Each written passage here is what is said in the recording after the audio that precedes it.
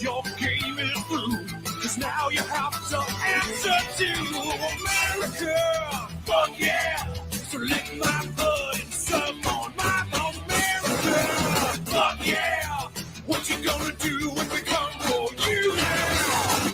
It's a dream that we all share. It's the hope for tomorrow. Fuck yeah. We got us. Fuck yeah. Walmart. Fuck yeah. We got.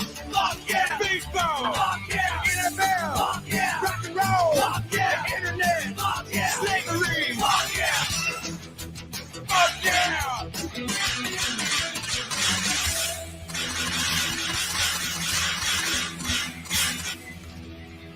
All right. Here we are. We are live. we are live. It is 7:00 on the East Coast, 4 p.m. on the West Coast, and whatever time it is over there in the UK. And we weren't live for the 4th for Independence Day, so we had to do our little homage to the motherland here on Wednesday. So that's why you play that. Happy Independence Day. Yeah, that's why I played it. So happy Independence Day. What's going on, man? How was your holiday?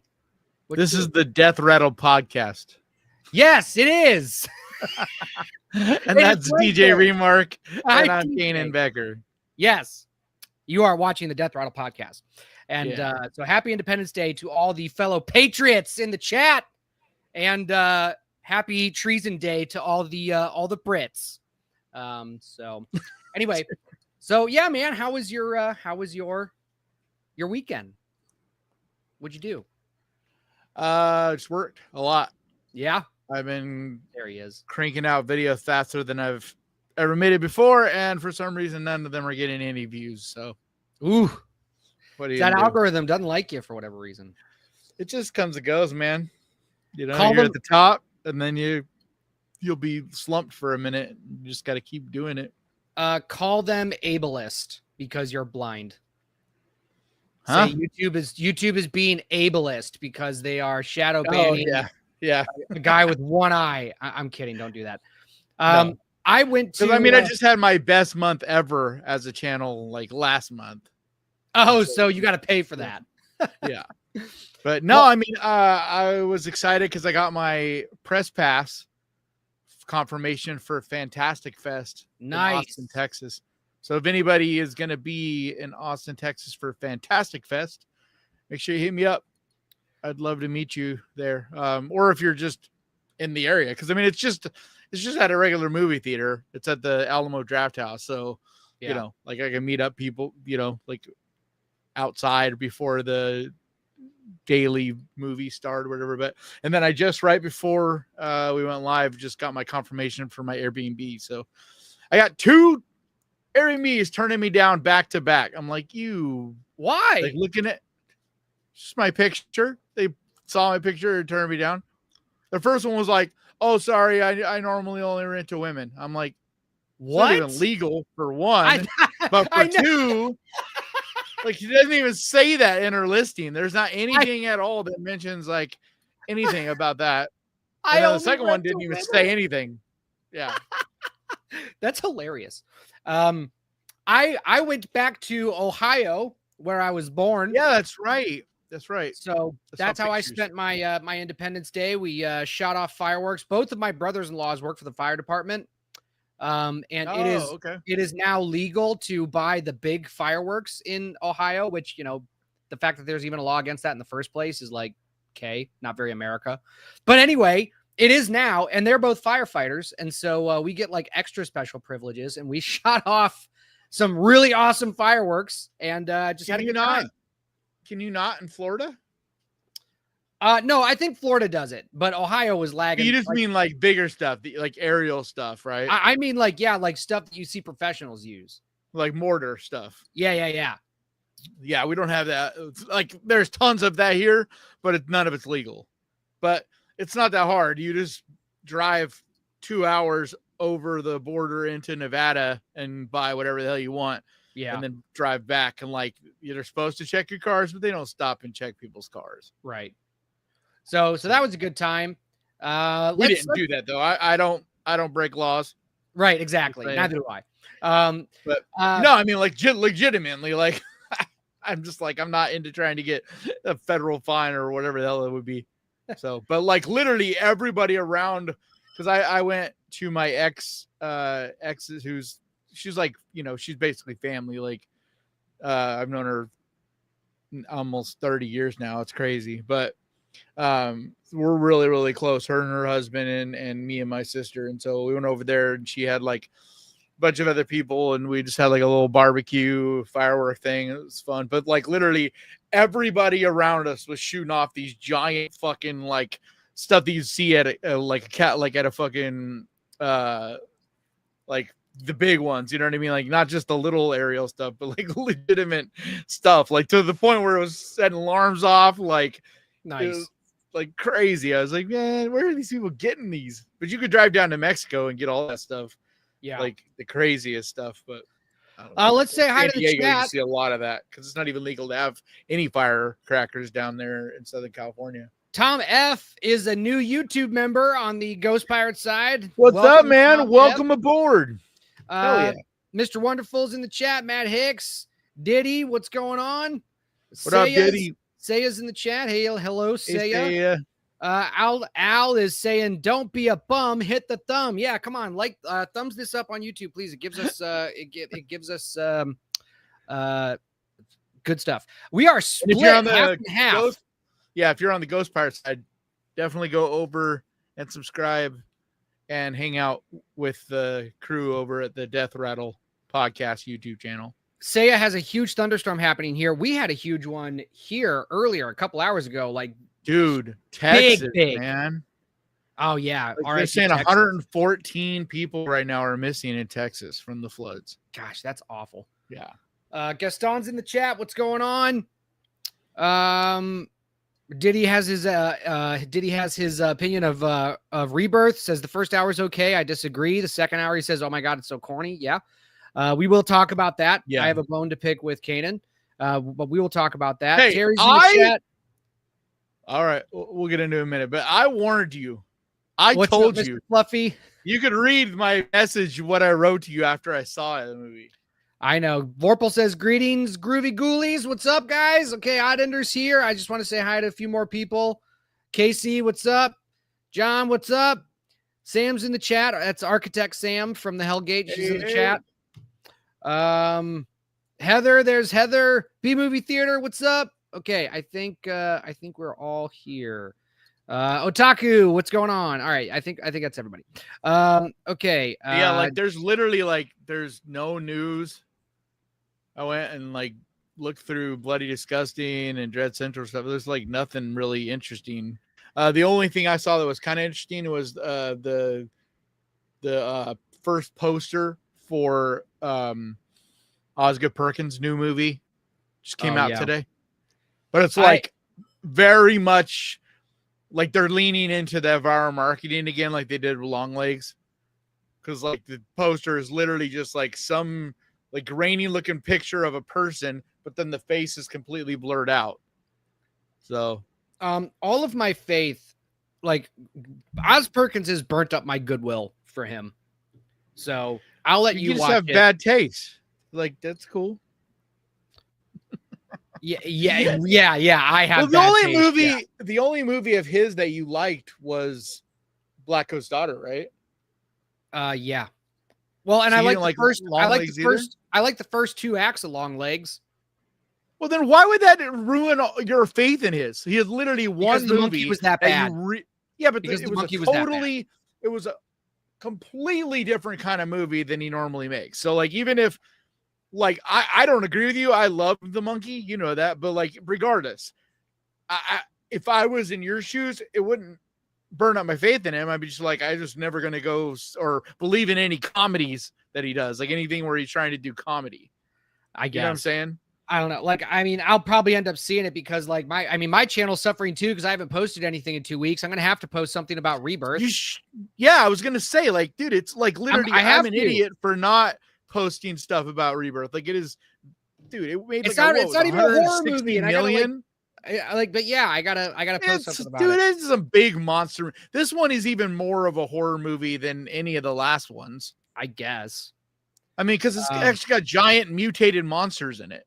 You know what I mean? It's not like it's just like the other ones were PG-13. just big dinosaurs, but this one at least has monsters where you're like, I'm not saying it's good. We'll get into that. I'm just saying, like, as far as getting away with talking about it, it's close enough to horror, I think.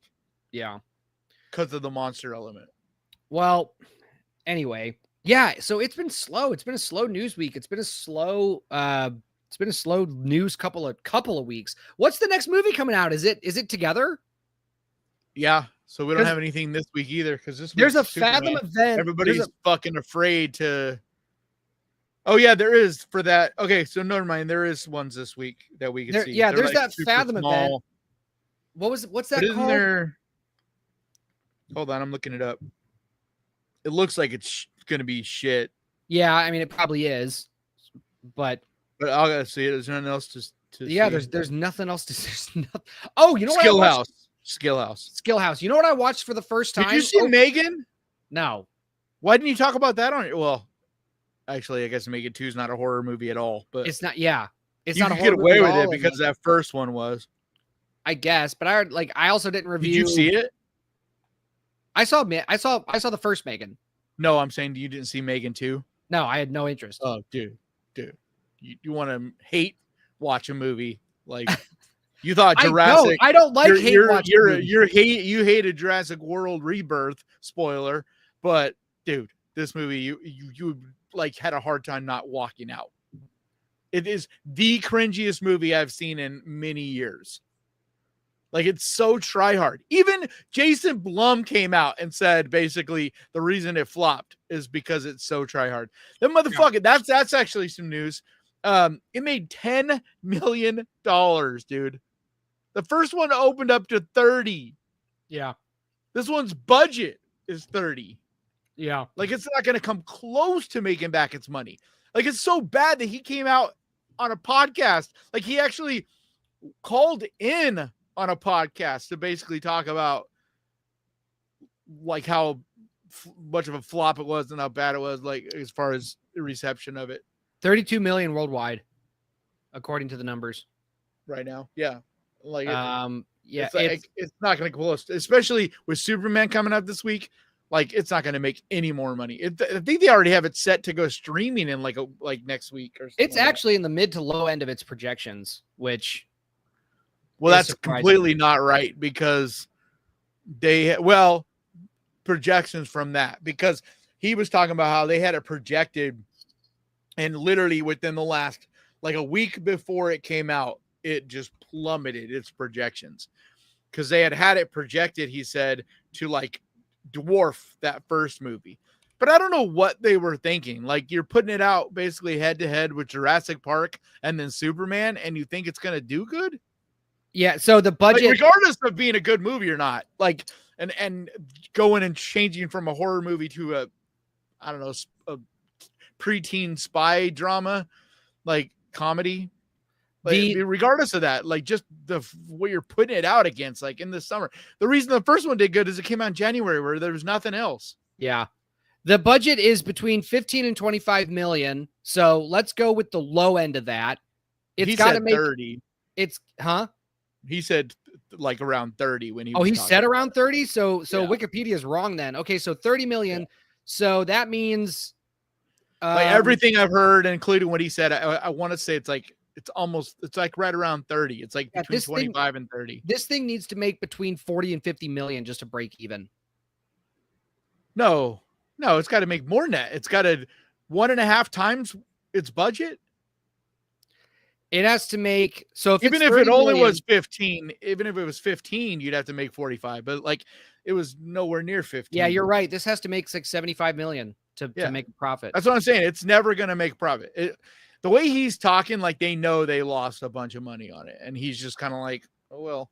I mean, they know they're going to make back they're going to make so much money off of Freddy, Five Nights at Freddy too. Like it's not going to. I just don't understand. Like, how do you watch this movie and think that it's going to make money? I don't know. How do you put out that marketing campaign and think, yeah, this is it? Yeah, you know what I mean. I mean, the one thing is you do get what you expect. Like if you watch the trailer, like that's the movie. Like it's the tone, like that's it. Like that is the movie. Like if you saw the trailer and were going to see that movie, you got that movie. Like at least they didn't like lie or anything with their marketing. Like I guess, yeah. I guess. Like I don't think Jason Blum ever gets the horror community. Like he just doesn't. And it frustrates me so bad because he has the horror community in his hand. Like he could make tons of money and make so many horror fans happy if he would just keep his finger on the pulse of it and realize and like stop trying to be like a big fucking like dude, just be a horror production company. You know what I mean? Like quit trying. Like you could tell he's obviously constantly trying to break out. Like he doesn't want to be a horror. You know what I mean? He doesn't want to make horror movies. He wants to make big pop culture movies and make billions of dollars. Like it's obvious that's what he's doing. Yeah. Otherwise, why would you change the genre for Megan? I don't know. Like what he should have done is fucking lean into the R rating. Like I heard someone talk about that this week. Well, I'm saying like it's if you're gonna change it, Megan, just lean into the horror, lean into the gore. Because like I don't understand catering to a PG-13 audience. All these fucking PG-13 kids, if they don't see it in theaters, they're gonna see it when they get home at home. That's why like I don't understand making a movie PG-13 when you're talking about horror type of movies. It makes no sense. Because they're all gonna see it anyway. And like horror shows, it can. Oh, and that was the other thing he said that pissed me off. He's like, basically, the horror market is flooded right now. There's too many horror movies being released. There's always too many horror movies, but that's not true anyway. Because horror movies are making a shitload of money this year. Yes, like look how much money between Final Destination Bloodlines and Sinners. Both those movies are making tons and tons of money. Yeah. I mean, Hard Eyes did well. Mm-hmm. Like 28 days or 20 years later is under projection, I think. 28 years is under projections? Yeah, it makes sense. I believe so. That makes sense. Because but it's still it's still not a flop. It's just not. We have yet to see that. It's just divisive. It's just divisive. Like it's not like it's not a pure hit because it's people are really divided on it. But it's also, properties. Properties are tough. Like if you do Final Destination Bloodlines works because you gave the fans exactly what they wanted. You're basically made the movie that people were asking for. Here's Bloodlines. It's barely within its projection cloud. Yeah, that's what I'm saying. Like it's not a flop. 27 million. It's not doing great, but it's not a flop. That's all I'm saying. I'm not saying it's, I don't know if it'll make its money back, but flop is to lose money, like lose a lot of money. Okay, so if yes, but when you're looking at you're at, let's just take basic numbers. You're at $90 million for your budget after marketing for 28 years later. Okay. You've made 127.4 million. Where did you hear it made that cost that much? Are you seeing that it's 60 million plus we're just going to assume half production budget for marketing. Yeah. So that puts it at 90 million. We just assume that. It's got to make 100. Like it needs to make like 150. Yeah. So you think in the rest of its theatrical run, it's been out for how many weeks now? You think it's going to make another 30 million after Superman comes out? And then no, but it's still not like it's a flop. It's not bombing. No, it's not a flop. It's not a bomb, but it's a flop. It's not going to make money. No, it's not going to make a profit. No, I know, but a flop is a movie like look up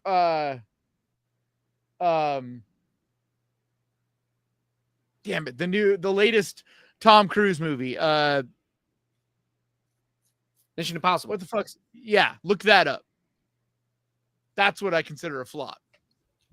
Because worst case, it loses like 10, 20 million. Like that's a lot of money, but it's not like it did. You know what I mean? It's not like where you're losing hundreds of millions or hundreds of millions or whatever. Like they have 3 movie plan with that. So like, I don't think that none of them are happy with it, but I guarantee you they're not going, oh, we're totally fucked, because 20 years later is still going to do decent once it's on VOD and stuff as well. So like how, like this movie was like 250 million to make. More than that. Yeah. Wikipedia says it's between 300 to 400 million. So yeah, this isn't going to they are saying 250. So you know it's higher now. Of course they're always going to say it's less. Yeah, but what I'm saying is, even if you go with what they're saying, it's got to make like 600 million, 700 million to break even. What's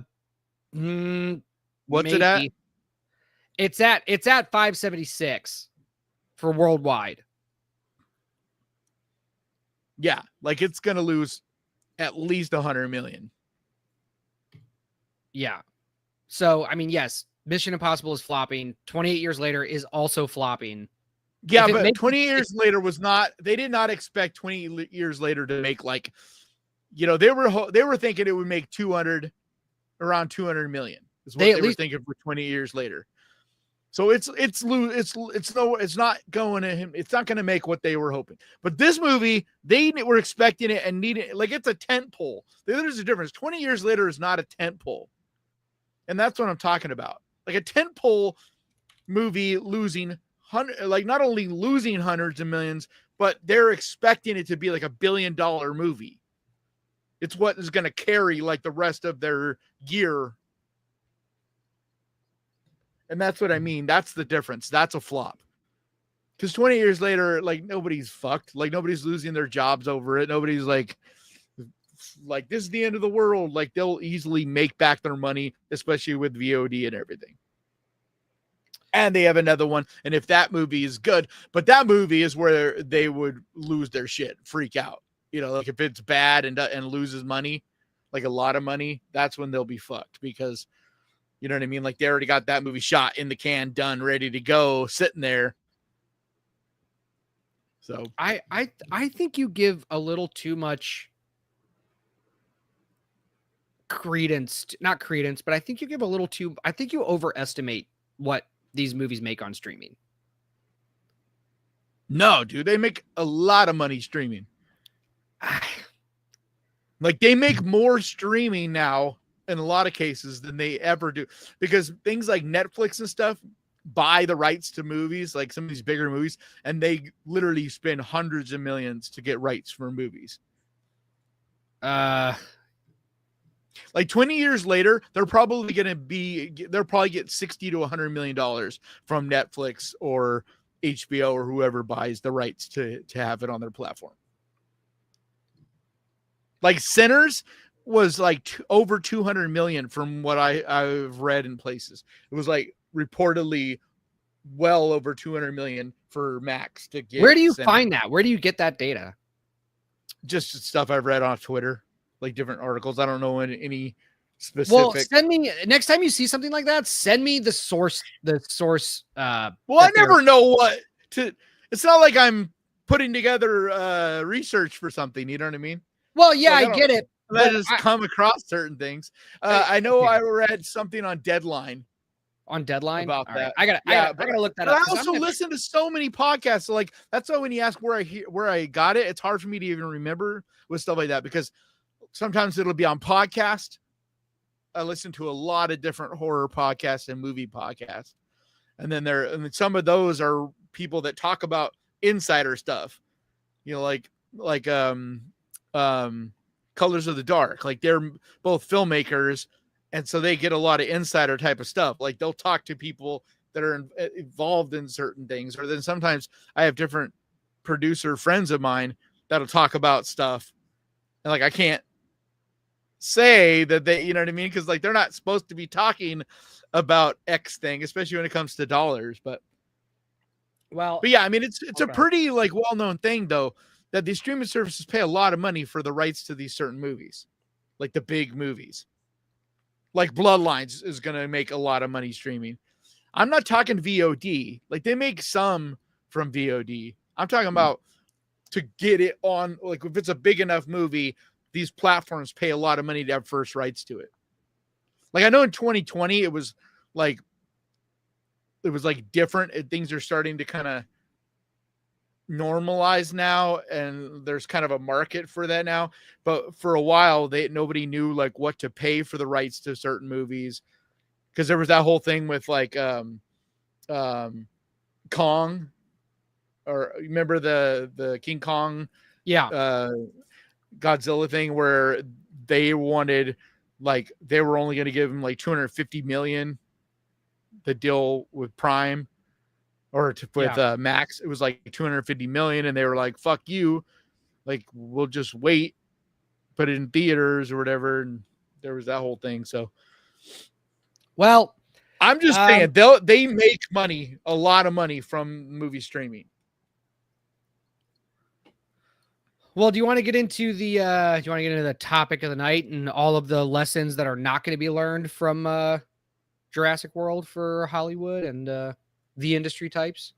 I know it hurts, man, because like it's not that I wanted to see this movie lose money per se, but let me finish, because like there's elements and people involved and stuff that are talented. There is a lot of good in this movie, but they're not going to learn the problems with these movies as long as they keep making this kind of money.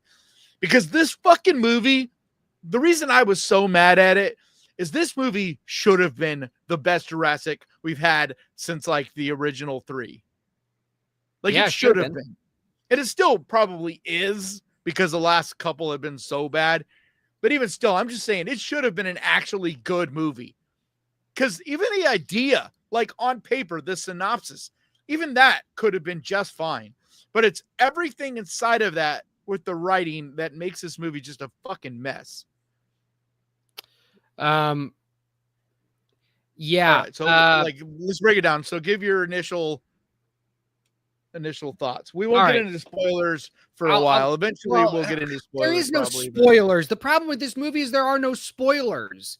I know, but I'm saying we're not going to, I'm talking to people that they don't need to turn off. Like, we're not going to spoil anything. Like, maybe eventually we'll say some things, but we'll warn you before we get into anything that could even be considered remotely spoiler. But what I'm trying to say is, whatever we talk about, you're not spoiling this movie because you see it coming from a mile away. This is classic this then that when it comes to plot and story. It is the most generic fucking script, man. Like it. Oh my god! It doesn't even try to hide. Like there's things where it's like it's one thing to have like homage to the original movie. It's another thing to just flat out redo scenes. Like that whole scene with the kids, Alien Romulus. It's literally the exact scene from the kitchen in the first movie.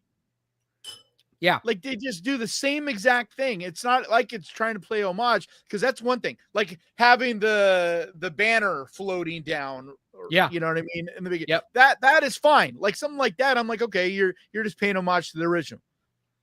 But when it's like literally an entire scene, they're just like, but I don't know, man. There were actually some good things in this. So some of the dinosaurs look cool at times, but this movie just made me want to go watch Jurassic Park. Yeah. Like, because I think the dinosaurs in Jurassic Park still look better. Well, and the stakes, it's like the thing about this movie, that whole family, this whole second story of this family, the plot armor, the family, okay, it completely took away the stakes. What the fuck are they doing out in the middle of the fucking dinosaur infested water where it's illegal to go with his family? Yeah, they're just cruising along with his family in this little fucking boat, like, and then the dad tries to defend it, like there's all these other boats out there. I'm like, where? Doesn't matter. Why would you ever take your family through this? They talk about in the beginning of the movie that dinosaurs are pretty much only in the equator now. Right. So you don't have to sell your boat through that small area of ocean. Right. Well, and not only that, and that's not the most egregious plot problem. The whole movie doesn't happen if a Snickers wrapper doesn't get caught in a door mechanism. When I saw that, I literally was like, oh my God, like that in my seat. And the person next to me looked at me, but I was just like, I had the hardest time. This was one of those movies where I had to really fight to not say things smart, like smart ass things and yell at the screen. But I finally couldn't take it anymore. And at the very end, I was like, of course, okay, I'm not going to spoil it, but just spoil it, dude. Guys, no. There are no spoilers of this movie. There's no spoilers. But anybody that's seen this will know what I'm talking about. When at the end of the movie, when what's her name? Who cares? Unless it's the Scarlett main Johansson, actress. who cares? Yeah, Scarlett Johansson. When Scarlett Johansson's character, like when the doctor asked her what she wants to do with the egg, right? Oh my God. Yeah. That answer, I couldn't take anymore. I stood up right there. I didn't even see the rest. Like, there's probably a few more minutes of this movie. I don't know. But when she said that, I stood up and was like, really? I had no clue you were going to decide that. I was like, fuck this movie, just like that, and walked out of the theater. Yeah. Like, I felt bad for doing that, but I was so frustrated by that point with this fucking movie because it doesn't do a single surprising thing. Not a single thing. I mean, there was one moment where I thought they were going to do something interesting, like a twist. They set it up like they were going to do like a twist thing. And for a moment I was like, oh dude, that could be interesting. No, they don't do it. They just teased at it. They weren't going to do anything like that. Just like there's never a chance any characters were in any peril at all, ever. Well, they were in peril, but you knew that nothing was going to happen to them. Not really. That's what I mean. Like nobody was really, I said nobody was really in peril because there was never a moment where you were like, oh my God, they might die. The one character, the one fucking character that you think, oh shit, they actually killed someone you gave a shit about. Nope. Just a joke. No, we were just fucking, and like how that character survives makes no sense. Like, not only how they survive, but where all of a sudden they end up. You're like, what? How do they end up way the fuck over there? Everything is just so convenient. Like, the plot contrivances in this movie it's just riddled with it. Everything happens because it's convenient for the plot to happen. Yep. And that's why characters do things. Like, they do things so that it holds your hand so... Like with everything, it holds your hand. It over explains everything. Yeah, and for being a skeleton of a story, it is so overwritten. Like characters will look at a box and somebody will say it's a box. You know what I mean? And it's just like like the whole raft, like that whole raft scene. Oh my God, I know.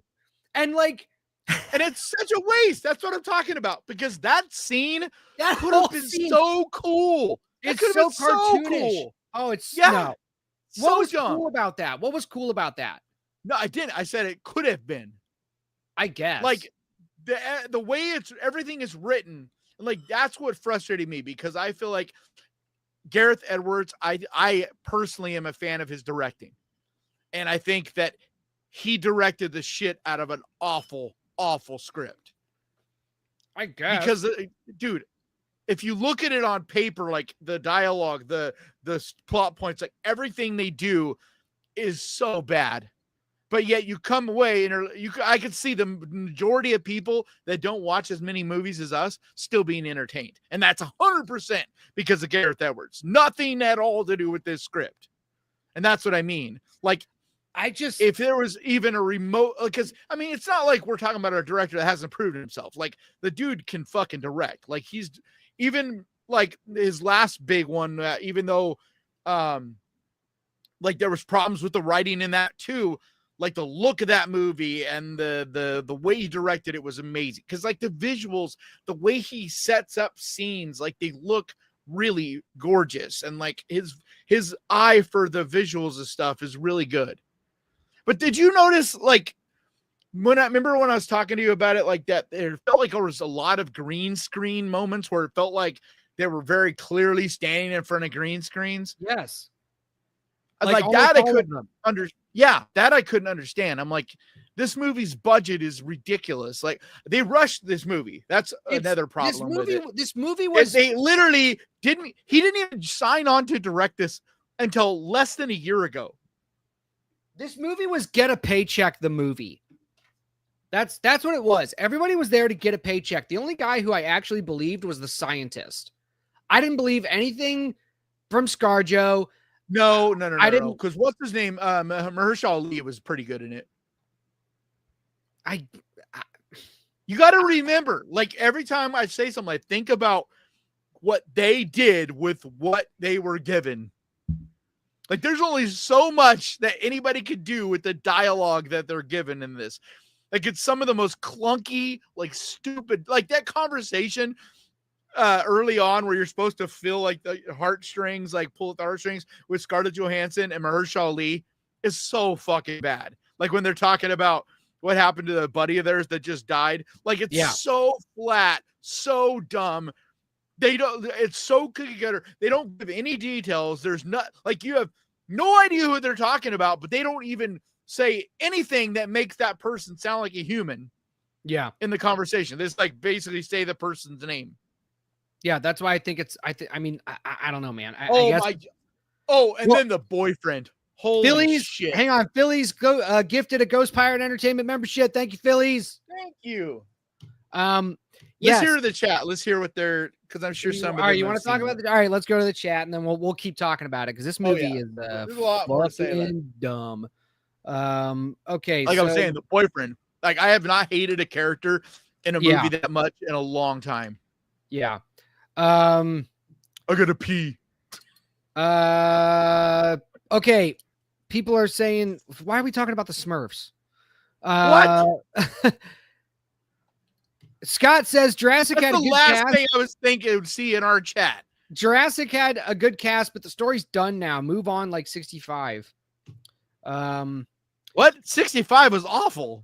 Like, Heather's at least better than 65. Heather said, nah, she did overact a bit. I think talking about ScarJo. Oh, I didn't see what Heather said. What did Heather say? I didn't think she did a bad job. Like, but there was nothing special. It was very cookie cutter Scarlett Johansson. Like she played that. She phoned it in. Everybody literally phoned it in. She literally played the exact same character as her Black Widow. Like it's the exact character. B Movie Theater says sounds like another movie ruined by corporate meddling. No, maybe. I don't even know if I'd say that. I think it's just literally corporate made. Yeah. Like it's not that they meddled. There was never a good story here. Never a good script here. Philly says, stop making Jurassic Park. And then it's not Jurassic Park. It's Jurassic World. I refuse to call them Jurassic Park movies. It's not. And nobody does. They're Jurassic World. Stop making. They're never going to stop. As long as they make $1 billion, they're not going to stop. And this movie is going to make $1 billion. I don't know if it's going to make $1 billion. You think it's going to make $1 billion? Yeah, worldwide watch. It's at 380 like domestically. Yeah, it's at 380 in its second weekend. It would have to keep doing this for the next 3 weeks. Dude, that's 1 week. It came out last Thursday. July 2nd. Oh, that is 1 week. Yeah. Well, it was a little bit over a week because it came out like on Tuesday or something. Last Tuesday. Yeah, okay, yeah, you're basically right. A week ago. 369. So it would have to keep this up for the next. Yeah, they would have to keep this up for the next 3 weeks. That's domestic. Is that worldwide? Or are you looking at that's worldwide? Worldwide. No, that's worldwide. It's made 174 million domestically. It will, because this is a movie that'll still be in theaters in 2 months. Like the only way it doesn't is if if Superman is like monster. Well, it's not. Early reviews have been very strange, to say the least. People I trust liked it. Like they're like, there's definitely things that not ever like your average person is, because everything I'm hearing from people I really trust and actually know are saying like it's the most comic book movie ever made. So like if you love comic book and the pacing and the way comic books tell stories, then you'll like this. But your average superhero movie fan that goes and sees all the Marvel movies and stuff may be thrown off by it because it's not like that. You know what I mean? Like it feels. All right. Well, different. let's keep talking. Let's keep talking about Jurassic World. I actually think Superman's gonna be good. I'm excited to see it. Either way, nobody's saying it's horrible. Like all at the most I'm seeing is it's just like, it's all right. Dinosaurs in modern times impossible to spoil, says John Connor. Well, I mean, if it's a good story with that's not true at all, John. Yeah, you could do a lot. There's still so much that could be done in this universe. Like it's just big monsters. Like how the fuck you can't say that? How does Godzilla make a fucking good movie still? Yeah, like it can be. They don't even have lots of monsters. Like the most recent Godzilla was literally still just Godzilla. Yeah. They didn't need even like how it, and they could have brought in these other monsters, but like that movie just simply was Godzilla and was a great movie. Diddy says agreed. Kay, the kitchen scene was yawn. That family was stupid. Played Out says, how can you mess up a ScarJo Alley movie? I heard they both sort of mailed it in. That's what I thought. Kanan thought that Mahershala Ali actually did well. I thought they both just kind of phoned it in. Mahershala Ali, dude, Mahershala Ali shows emotion in it and like even tears up and like with what he's given, I thought he did tear up on screen. Like that's not hard. Dude, with what he was given, I thought he did pretty like I don't think any of them phoned it in. I just think like, dude, you can only do so much with what they're given. There's no substance here at all. It doesn't matter how good of an actor you are. You could still only do so much with what you're working with. Diddy said, and the friendly baby dino. What the fuck? Yeah. What? That's strictly there for a toy. That like literally sums up the entire movie. That's strict. That dino is strict. That baby dinosaur is strictly there to be a toy. Like that's it's so fucking reason. Dumb. That's their baby. That's their Grogu. That's their baby Yoda. That's exactly what it is. That's exactly Grogu. And it's so fucking dumb the way it ends up in the movie in the first place. Yeah. Like the end of the movie. Like it's so dumb. So fucking dumb. Scott Gotti says cute, Chris though. Pratt was it better. Is pretty cute though. No, he wasn't. Dude, Chris Pratt is awful in these movies. Like he is so nothing. Like he played, dude. That's why those movies are so bad. Even though this movie's bad, it is still much better than the last two. Like especially Dominion. I wouldn't know. Way better than Dominion. Dominion is so bad. Because like at least, like I said, this movie at least has some good dinosaur moments, some good looking things. Like there is at least some entertainment here. Dude, they didn't bring back the original cast to give them the most stupid bug plot. You go see a Jurassic movie to bring in these giant bugs. Like, don't even, dude. Chris Pratt is literally the most nothing character ever in Dominion. He does nothing in that movie. Doesn't even have like at least in this movie, Mahershala Ali. And like at least they have a couple moments where they're kind of tearing up and like there's at least kind of some tiny fragments of emotional parts and stuff. Dude, Chris Pratt doesn't even get that. Like they're in jack shit. Those movies, they have a fucking clone girl. Like what the fuck? You're telling me the Bug movie and brings a clone girl is, oh my God. Starting to sound like me. No, dude. I'm telling you, dude, I wish you had seen Dominion. It's one of the worst. Brother. It is one of the worst blockbuster movies ever made. Like they bring back the original cast, dude, and do absolutely nothing with them. Have them running around dealing with giant bugs. It's a Jurassic movie that has giant bugs. I have had no desire to see any of the Jurassic World movies. And the only reason I went to go see this one is because you demanded it of me. That's not what happened. Yeah. I warned you it was not good, but I said you needed to go see it. So that I know you rant about it with me. I get it. Gaston says the original Jurassic Park was a game changer. The second one was fun. The ones that came after went downhill. No, even the third isn't bad, dude. Like if you rewatch the third, I mean, comparative, intense, but I mean, it's still intense. Like it's not a great story and great writing or whatever, but at least like it's super intense. Like there's lots of scenes in that third one that are still like you're still on the edge of your seat. Like there's some pretty fucking intense moments. Like this movie, it really hurt too, because the beginning of it, when the family's on the boat, as dumb as all that is, as dumb as the family is, that whole look of those dinosaurs in the water and like that's I mean, the yeah, way that was was pretty set good. up. I was like, wow, this could be terrifying. Like you could make this terrifying. And it felt like it was going to go there. And then it's like, oh, no one's actually in any fucking real danger. Right. And then then everybody's just fine. I thought all of the best CGI was in that sequence. And then the whole rest of the film, it just felt like the quality started going downhill. Yeah. The part that really got me with the dinosaurs was that when they play the fucking, it's so sacrilegious to play that song. You know, the moment where they're like, you know, Grant takes his glasses off all crooked and sees dinosaurs for the first time. They try to recreate that in this, and it's the dumbest in the fucking tall scene. Yeah. Yeah. And those dinosaurs, that scene, those dinosaurs, that's like that CGI was not good there. No. Like that scene, I was like, dude, this is like all CG. But they do actually use a lot of practical effects. I was surprised when I looked into it. There's quite a bit of practical effects still used in this movie. Yeah, well, not enough to save it. Mr. Wonderful says, I'm going to say spoiler, Jurassic Park has no boobs. Yeah, that's also what made it bad. Yeah. If you know you have a bad movie, you can at least throw a pair of tits in there and you can, you know. I know, at least the old movies do that. At least back in the day, like the old movies would do that. They would at least they throw know in they got like gore. So, they would put in some gore and boobs. Yeah. And that's enough to make an audience happy sometimes. Like, dude, is it just me, or does it feel like PG-13 movies all of a sudden, like this year especially, are getting like less balls? Oh, because not like just this there year. is For I mean, brother, no, but like, welcome to 2005. No, because no. I feel like there's still quite a few PG-13 might as well be PG. It might as well be PG anymore. But that's what I'm saying. Like just a couple years ago, PG-13, you still saw like some kind of stuff. Like there's just nothing now. Like this, dude, like there's not even anything remotely close to gore.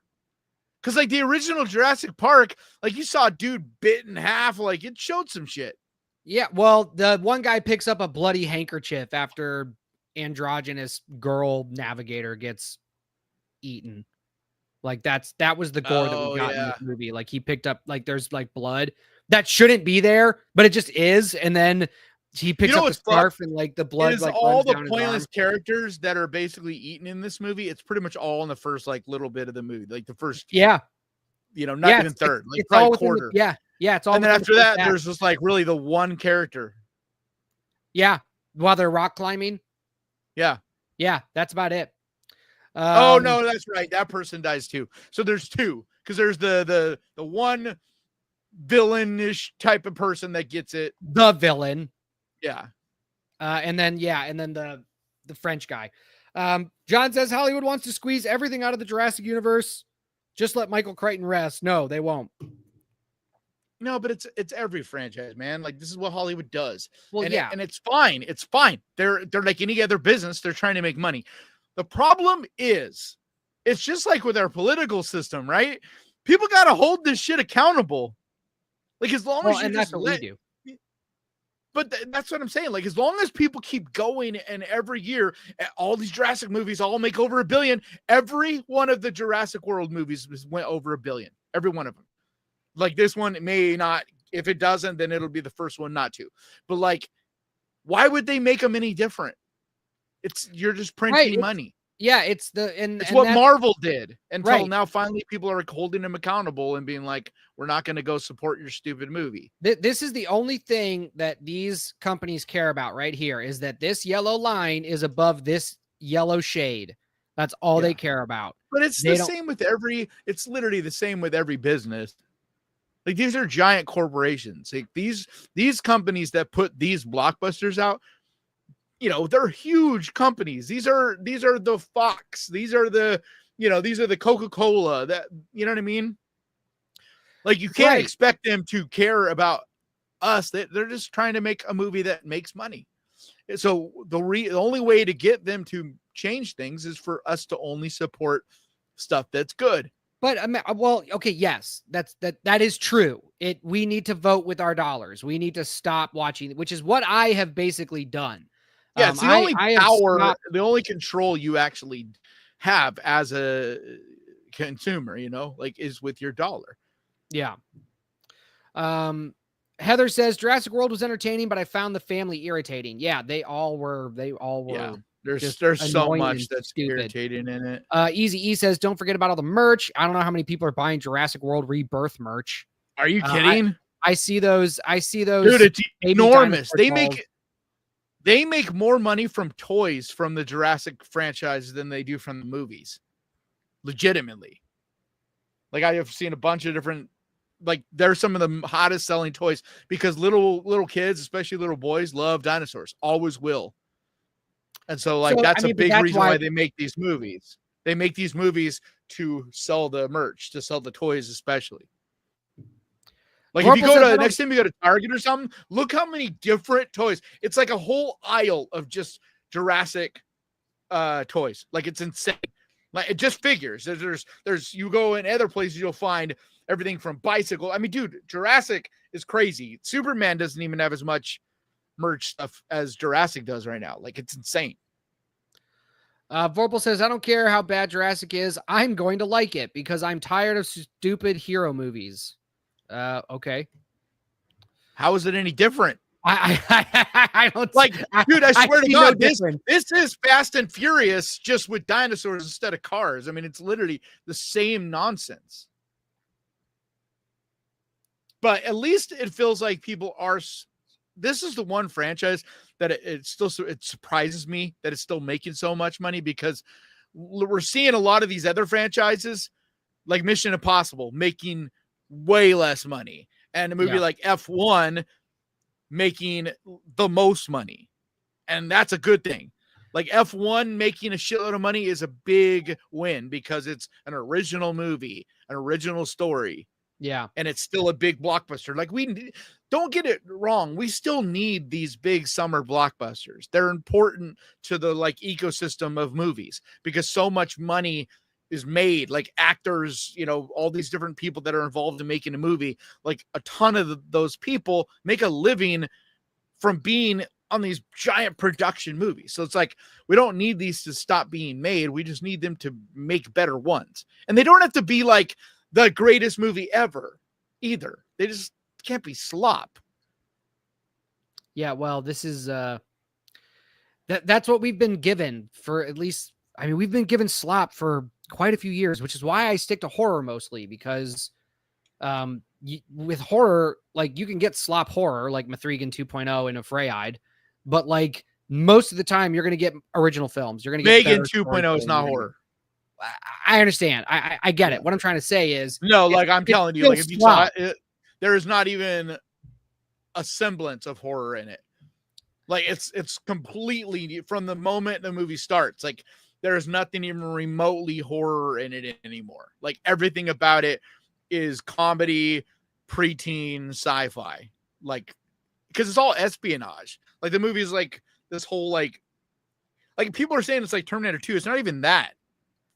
It's not even like to that. It's like you got Megan dressed up as like an anime character dancing, like doing this dance on stage. And like, yeah, I mean, oof. Philly's like, blood. I don't even hate Megan 2 because I'm just totally not the right audience for it. What I hate is Blumhouse basically fucking over horror fans that supported the first Megan and supported this original story, original character, you know what I mean? And instead of us horror fans getting a new Chucky, a new icon, a new horror icon, which we should have with Megan, they go and basically go, fuck you, horror fans. We don't care about you. We just want to make more money. Yeah.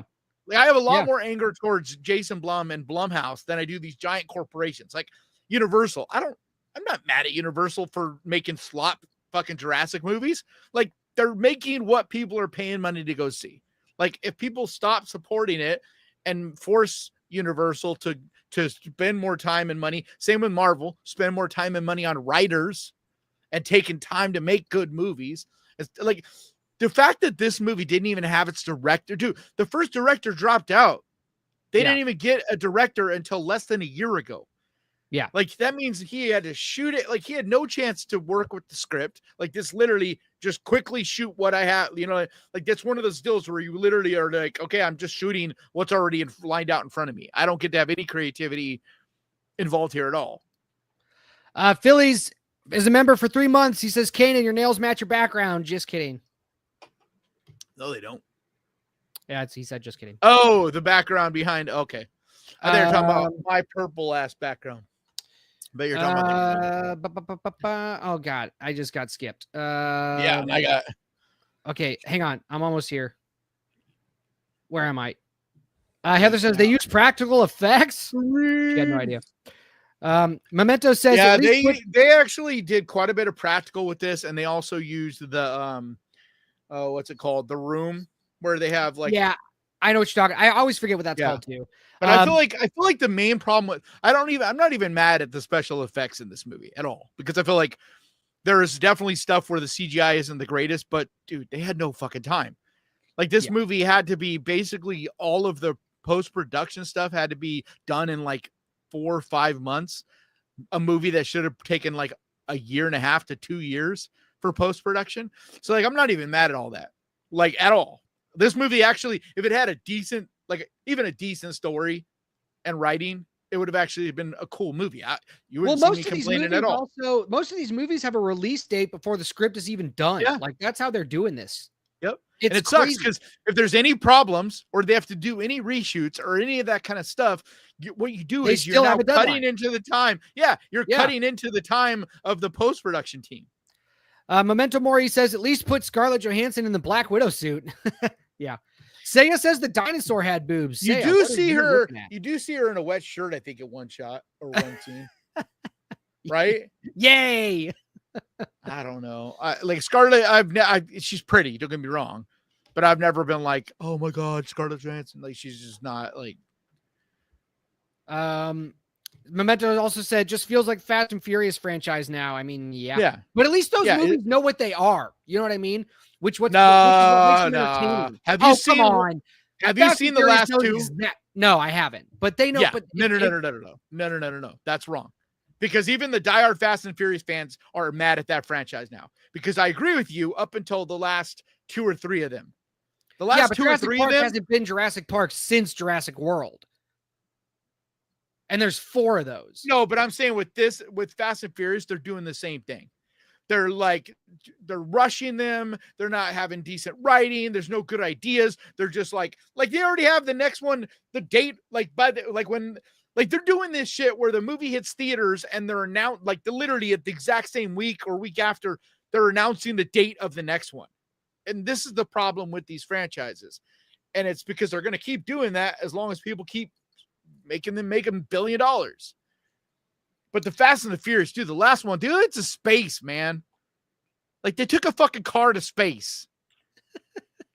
Like even I have never been a fan. I've never been a fan. That's hilarious. I'm sorry, but it's so bad. It's not even because my sister, huge Fast and Furious fan, loved all of them, and then the last one especially, she was just like, "Fuck this movie! Like this is so dumb. It's so bad."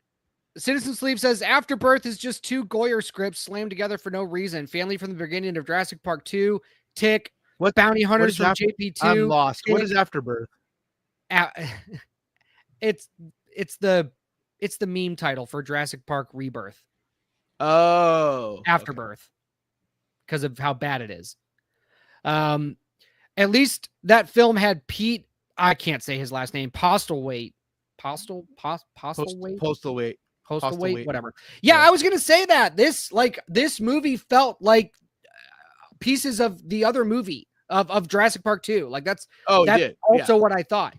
It basically took 2 and 3 and just ripped both of them off. Yeah, because there's straight up scenes from those movies in this. Architect Sam, there's not an original idea, but like I said, once again, they did this in a year. All of this was put together in less than a year. Like everything feels like that. Like everything, there's nothing that like there's no way they had the right amount of time to shoot like as much as they needed to. There's no chance that anybody had anywhere near the enough time to make something worth a damn. Architect Sam, that's the problem. If they keep Jurassic making so much money, they're not giving them any time. Architect Sam says, every time I randomly tune in, you guys are talking about boobs. Well, what does that say about you? I know. It sounds to me like your ears perk up when you hear boobs. Yeah. So that's not our fault. Architect Sam. Yeah. And plus, if we had boobs, we probably wouldn't talk about them so much. Yeah. So, you should just be like, you're the lucky one because you got boobs. Says, I don't. He says we've elevated to dino boobs. Yeah, we're cooking here. Dude, this movie would have been a lot better if there was big dinosaur boobs. I don't know about that. Dude, boobs make everything better. Yeah, but it would have been funny. I'm just saying it would have added something. It would have added something. This movie has nothing. There's nothing I walk away from this. Nothing. Not anything at all that I walk away from this movie being like I remember something. Like in a year from now, you ask me about it, I won't be able to remember shit. At least as bad as Dominion was, I'll remember how the movie started. Awful. But at least I can remember shit in that movie that was so bad.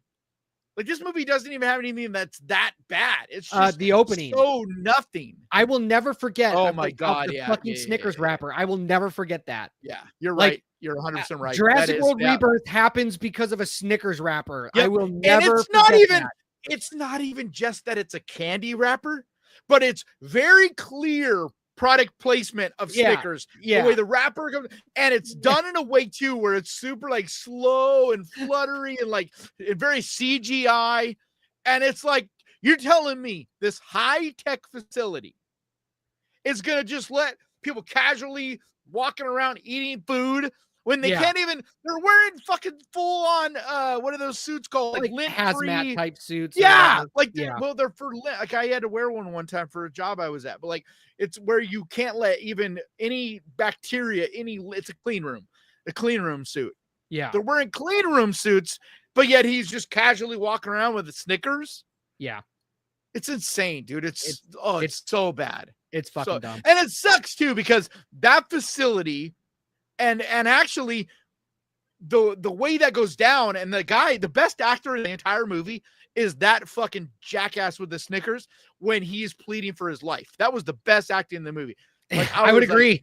I actually felt that guy's pain, and I'm like, oh man, that fucking sucks. That was the only time in the movie that I actually felt like any feelings towards a character. Yeah. Everybody else, I just wanted to see him get eaten. Diddy says, like I said, Mithrigan 2.0 is a kid's version of Terminator 3. But it's not, though. Oh, Terminator 3. Yeah, actually, that is a good comparison. Not Terminator 2. No. Because Terminator 2 still has some balls. Terminator 2. Yeah, Terminator 3. Yeah. Because Terminator 3 feels like there's nothing really original or new. It's just doing shit we've seen already before. But at least it still has Arnold in it. Like it still at least has, I don't know. Apache says I don't know.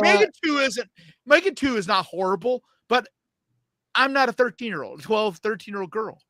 Like if I was a fucking preteen girl, like the movie would be fucking cool. It would slap. So apparently not, because they didn't go to the theater to watch it.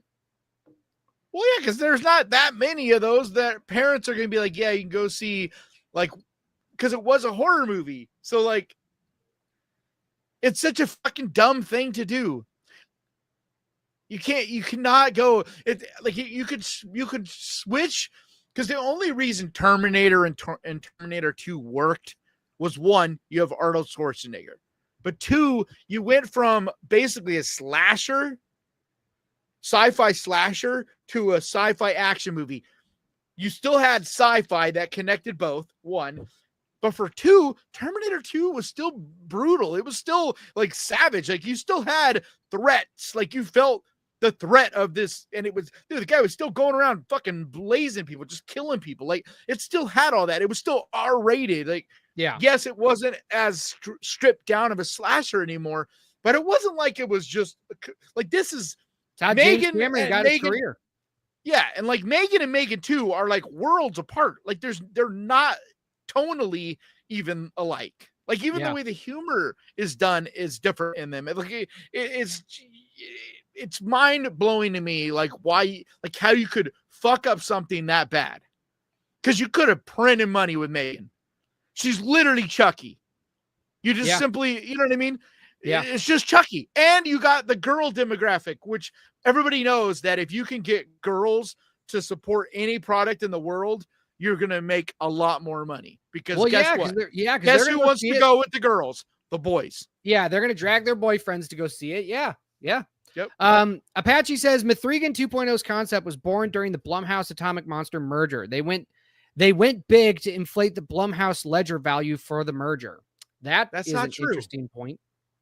No, that's not what happened, because the merger isn't like that at all, because Atomic Monster was simply swallowed up by Blumhouse. There's a big difference. They weren't selling Atomic Monster in anything. Atomic Monster was just being swallowed up by Blumhouse so they could get that global distribution that they have with is it Universal? It's Universal. Who's the company? Yeah. They have it's nothing, dude. It wasn't like I understand what they're saying, but you only do that when you're trying to get that company to like give you money, like you're merging together to make your overall value higher. That's not what happened.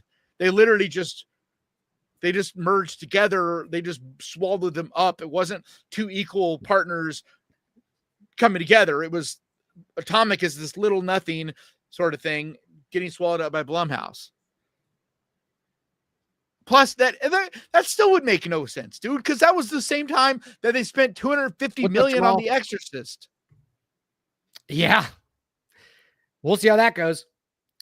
But I'm just saying, like, it's not about trying to up their value as a company. People are talking about T2 now. Yeah, T2, T3 had a great Jason Blum came out. The one problem, the one thing left that I'm curious about, because it looks like Megan's probably dead, at least for a while. Like I could see them trying to bring Megan back with a Megan 3, like going back to being a horror movie in like a couple years, like when people have kind of rested on it a little bit. But they already have Soulmate, which is in the same universe as Megan, but it's supposed to be like the adult R-rated version of Megan. And that was the idea behind it, is let the kids have Megan. We'll make the same thing for adults. Another stupid ass idea. Yeah. I'm just already over the whole AI robot bullshit. Like it hasn't been done very well. There's been because Ex Machina was amazing. I was just about to say the last good one was Ex Machina, but that came out in what, 2015? 10 years ago? 10 years. And we haven't had a But I'm not even saying just horror, but just like AI shit in general. Because like Her was really good to do with an AI type of thing. Like, you know, you had Artificial, or is that what it's called? That was really, really good. And that was an indie movie. Is it Artifice Girl? Have you seen that one? Oh yeah, that was made by Franklin Rich really here in Jacksonville. Yeah, really good movie.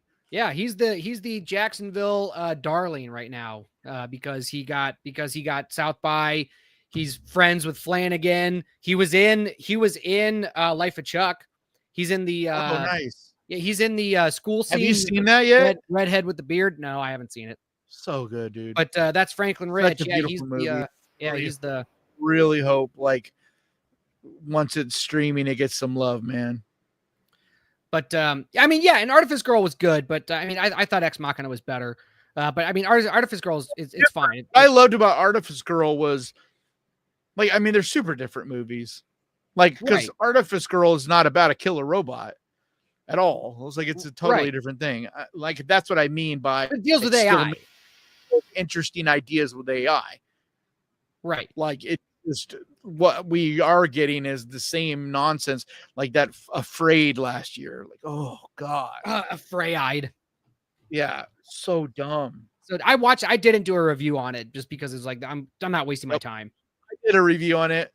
It was actually one of the solo reviews I did last where I'm like, yeah, I'm not feeling this. And so I kind of stopped doing them very much, and now I don't really do them at all anymore.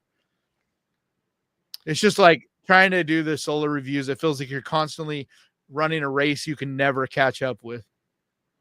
Well, yeah. Feel the obligation every single week to review a movie. And like you got to do a solo movie. And sometimes you also want to just enjoy a movie. Because like I talk every week and make a list every week, but it doesn't have like there's no time on it, no time restraint. It's like as soon as I'm done shooting one, I put it out and then I start making the next one. But there's not like, like when a new movie comes out, if you got to see it and release a review of it within the next, couple days at the very latest. Otherwise, it's irrelevant. So, Apache says, bruh, to merge with Atomic Monster, Blumhouse had to get outside capital to cover the deal. In order to get the capital, they had to show investors that they had in-house value for the borrowed money. That's not big. That's not what happened. Where did you hear this? Because that's not how their merger went. I don't know how their merger went. I didn't read up on that. I need to read up on that. For being in the business, I am very I don't read the business trades. Yeah, I don't read the trades, and I really need to start doing that. I don't know where you read that, dude. And you sound like you know what you're talking about with the way you worded that, but like that is not at all what I heard the deal was. Like what I heard, there was no capital exchange. It was Atomic Monster basically because they were already doing projects together. Like they'd already done a couple co-production and they basically just got enveloped by them. I don't think there was any it wasn't like they bought out Atomic Monster because James Wan is still he still runs Atomic Monster and he's still it wasn't like they bought them out.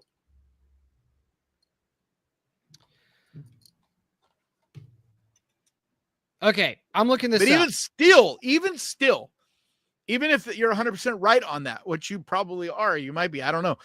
That doesn't nothing about Megan 2 has anything to do with that. At all.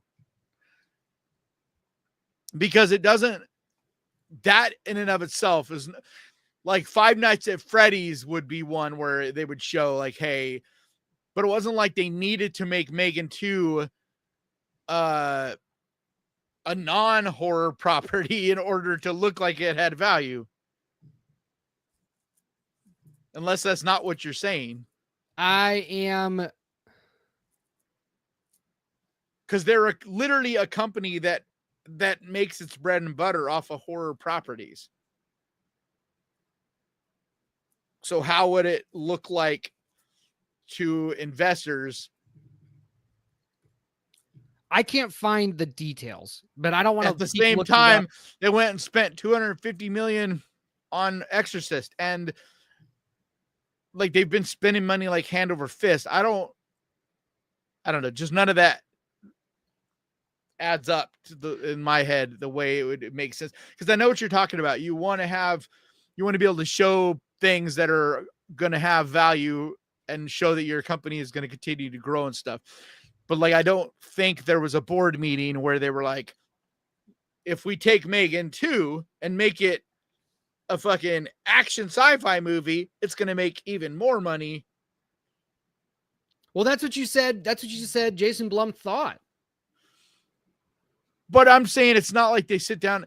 No, what Jason Blum thought is he thought Megan was his words were, we thought she was basically Superman. That we could do anything with that property and it was just going to be successful.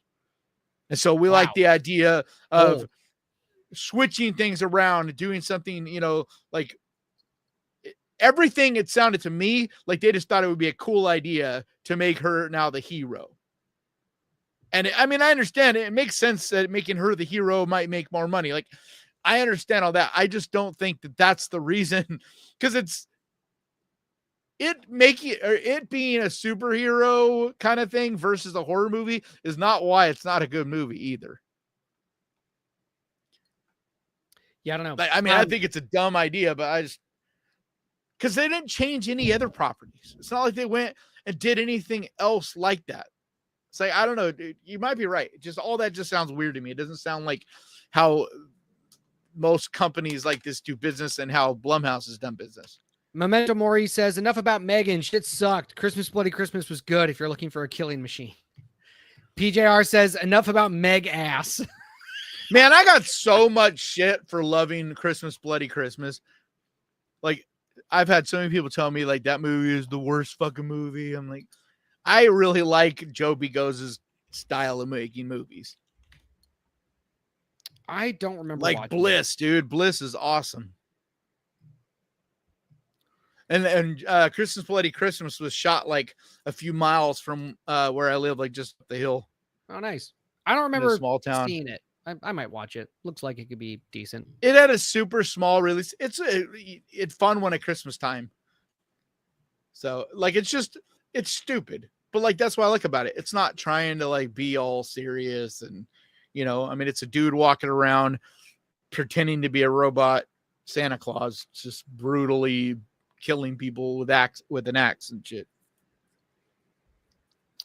But I like movies like that where they're not trying to be highbrow. Like, they know they're lowbrow. They know they're just meant to be like a silly good time. But there's a lot of people that can't watch a movie. Like, they can't turn off their brain. They have to overthink shit.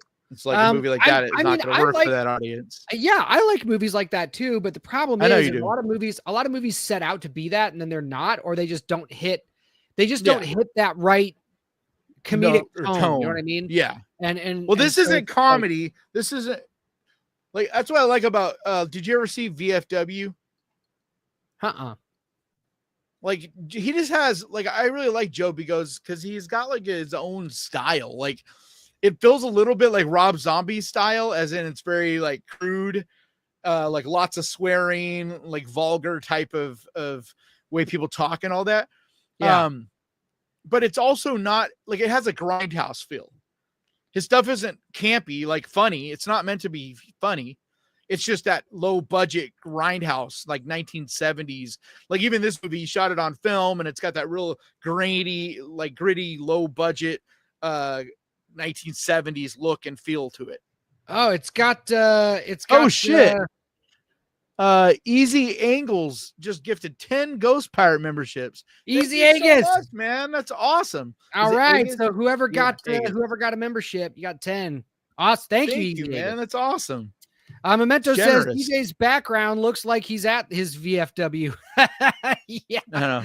It's from a scene from the Hellgate. Hey, it's better than his real background. It's a lot better than my real background.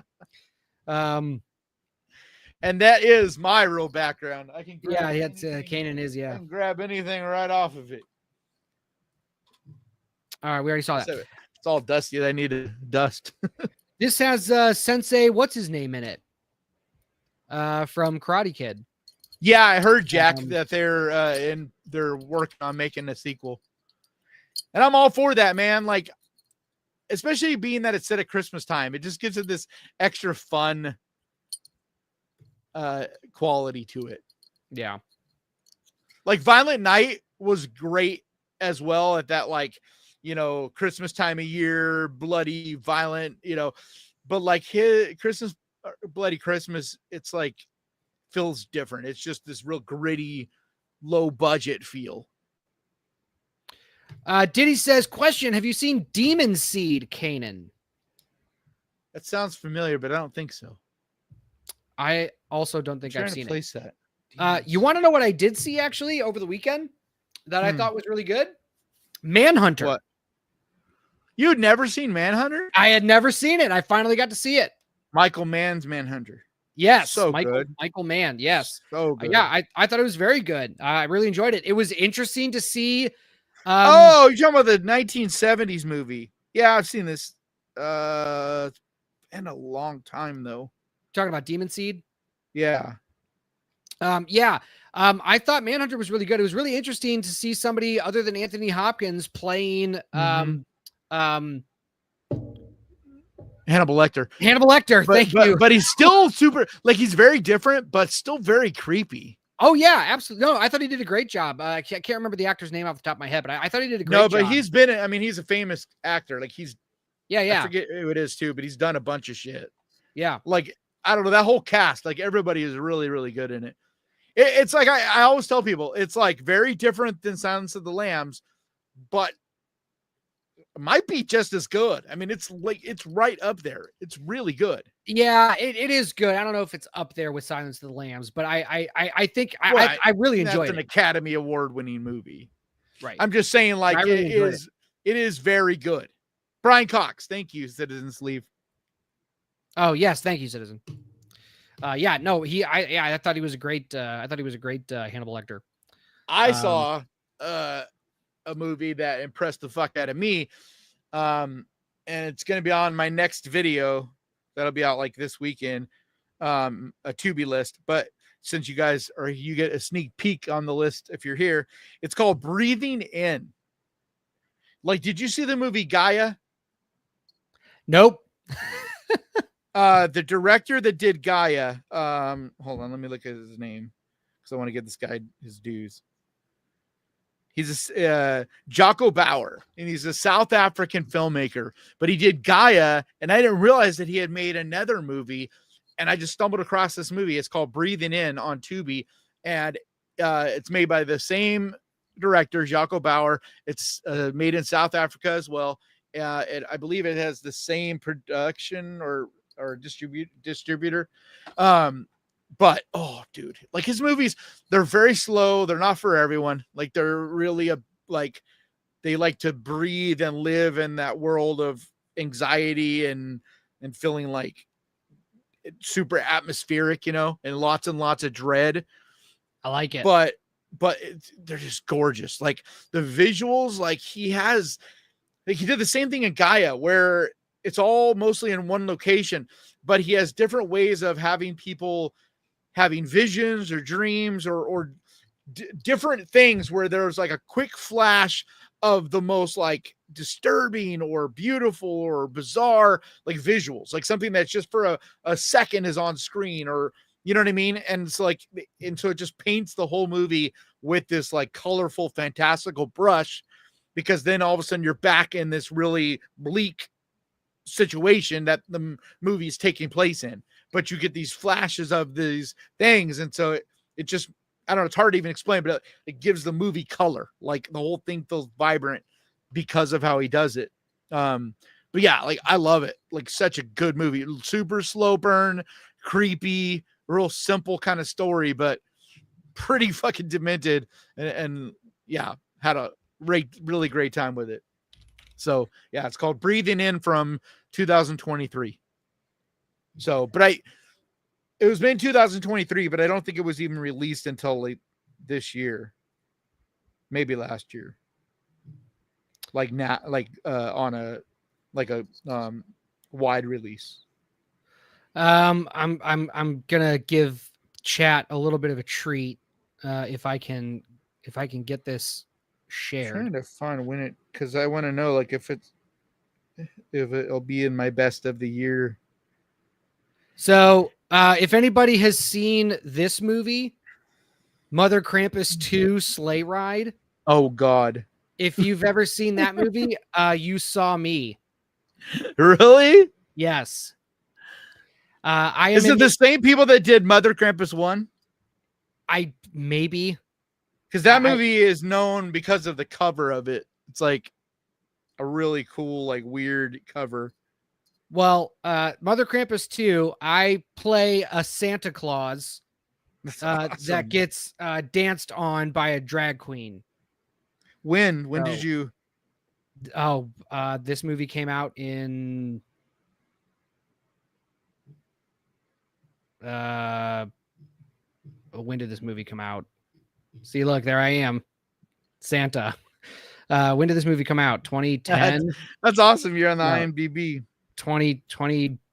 When did this movie come out? 2018. Which is weird because I don't remember shooting that in 18. I remember shooting it in like 15 or something like that. Anyway, but it probably was, but it didn't get released until then. Caitlin Newberry, by the way, if you know who that is also in it. So yeah, if you guys want to watch fun. Sleigh Ride 2, Mother Krampus 2 Sleigh Ride, I keep wanting to do a video of like 10 like so bad they're good or low budget Christmas movies or whatever, like, you know, in December. Unfortunately, all Christmas horror movie videos do awful. Yeah, because most every year I want to do fun. I want to have fun with it, but it's like nobody watches any of them. And I'm just like, Memento says Caitlin E. Newberry is a babe. She is. She was in my first short film, the drama that I did. She was kind enough to donate her time. Is she from out there? Yeah, she's from Cleveland. Yes, Tenderloin Stew, Brian Cox, thank you. You can always tell where people are watching based on what their comment, like what time people are watching based on what their comments are. What did they say? Brian Cox, Tenderloin Stew corrected us on or gave us the name. Yeah, like we're on a delay. It's okay. Yeah. It's all right. It's all right. John Connor says, wow, lead actress is goth hottie. Yes, she's very attractive. B-Movie Theater, adding it to my list. Yeah, do it. Go watch Mother Krampus 2 Sleigh Ride. I'm only in that one scene, so that's all. She is attractive. Wow. But what has she been in? Her most popular movie was yeah, it doesn't look like she's done much. She hasn't, but I think her most popular movie, where the fuck is it?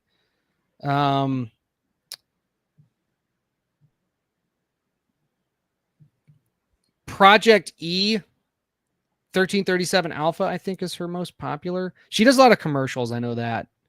Oh, okay. She's in she's in a lot of stuff. She's in a lot of stuff, yeah. But she was also in Camp Blood 3. Oh, really? Lake Fear 3. Never mind, not Camp Blood. Lake Fear 3. She was in Lake Fear 3. Sorry. Yeah, she's in a lot of movies, man. Like every year, a couple. Yeah, she gets work, and she's a really awesome person. She's really cool. So yeah, well, shout out to her. That's awesome. Yeah. Diddy, you did not see me. I was in a friggin' Santa suit, but yes, of course I look younger. I know you didn't. It's like that whole movie. I'm only in a Santa suit in that one scene. That's it. It's fun. It's very funny. Roger Connors plays the drag queen, and he's a good buddy of mine. He just came out with his movie Meat. That actually just got is an official selection to Houston Horror Fest, I think. Yeah, I put because he had like a GoFundMe or whatever. I helped support that. Yeah. Like I follow him on Twitter or something like that. I don't know. Yeah, good guy. Yeah. Anyway, man, what are we talking about now? Just talking about. I hate to bring up stuff that I was in. I thought it was topical because it was a Christmas movie, and it's just I don't know. It's just funny. So who here believes that there is no Epstein files? No, we are not talking about that. Why, you son of a bitch. It doesn't matter. It's one thing that all America can actually agree on right now. Like, finally, we found something that we can all agree on. We can all be united on child sex rings. Yeah. Well, no, we can't. That's the sad thing. Even that, it seems like we can't all agree on. But well, anyway, I don't know, man. Like, if I don't know what to talk about. Bullshit. Bullshit. What? Bullshit. Even Trump doesn't believe there's no such thing as an Epstein list. There's no fucking way. Like everybody knows there's a list. That's not the point. That's why it was a joke. So what do you got going on? What are you planning on covering or doing this week? So this week I got to do. I got to do. Are you going to go see that one we were talking about? I was thinking about it. I don't know if I want to spend the money though. That's the only Skill House. I know that's one of the things that sucks about those what do they call the Fathom events? Fathom events. They're like $18, dude. Yeah, I know, and I don't know if I want to spend the money on that on a movie that's probably going to be pretty bad. So, okay, well, they're not. At least these in my area, they're the same as a regular movie.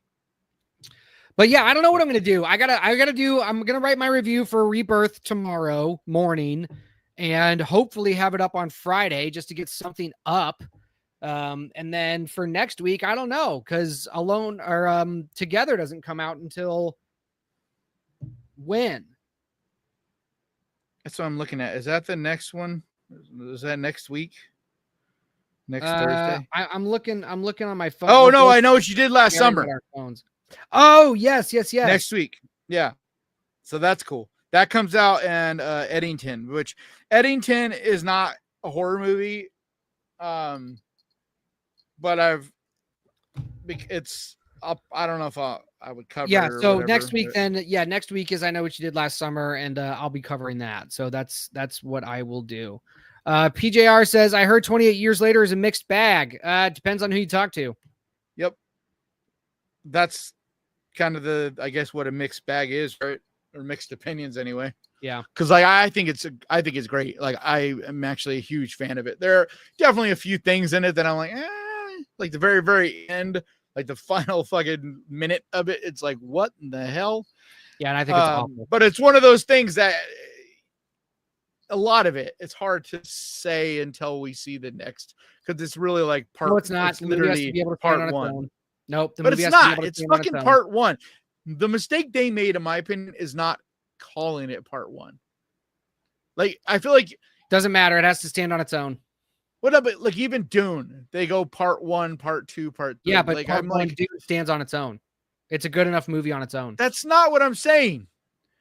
You just said we have to wait until part two to judge whether or not 28 Years Later is a good movie. Yeah, that's my opinion. But I'm talking about something else. I'm saying, like, I feel like it's a mistake that they didn't call it part one, though, because anytime you have a movie that basically is blatantly stopping in the middle of a story, you know what I mean? It's like, it's not a cliffhanger ending or whatever, but it's very much like, because like there's no, dude, my point is this, you could never make this fucking movie if you didn't have another one.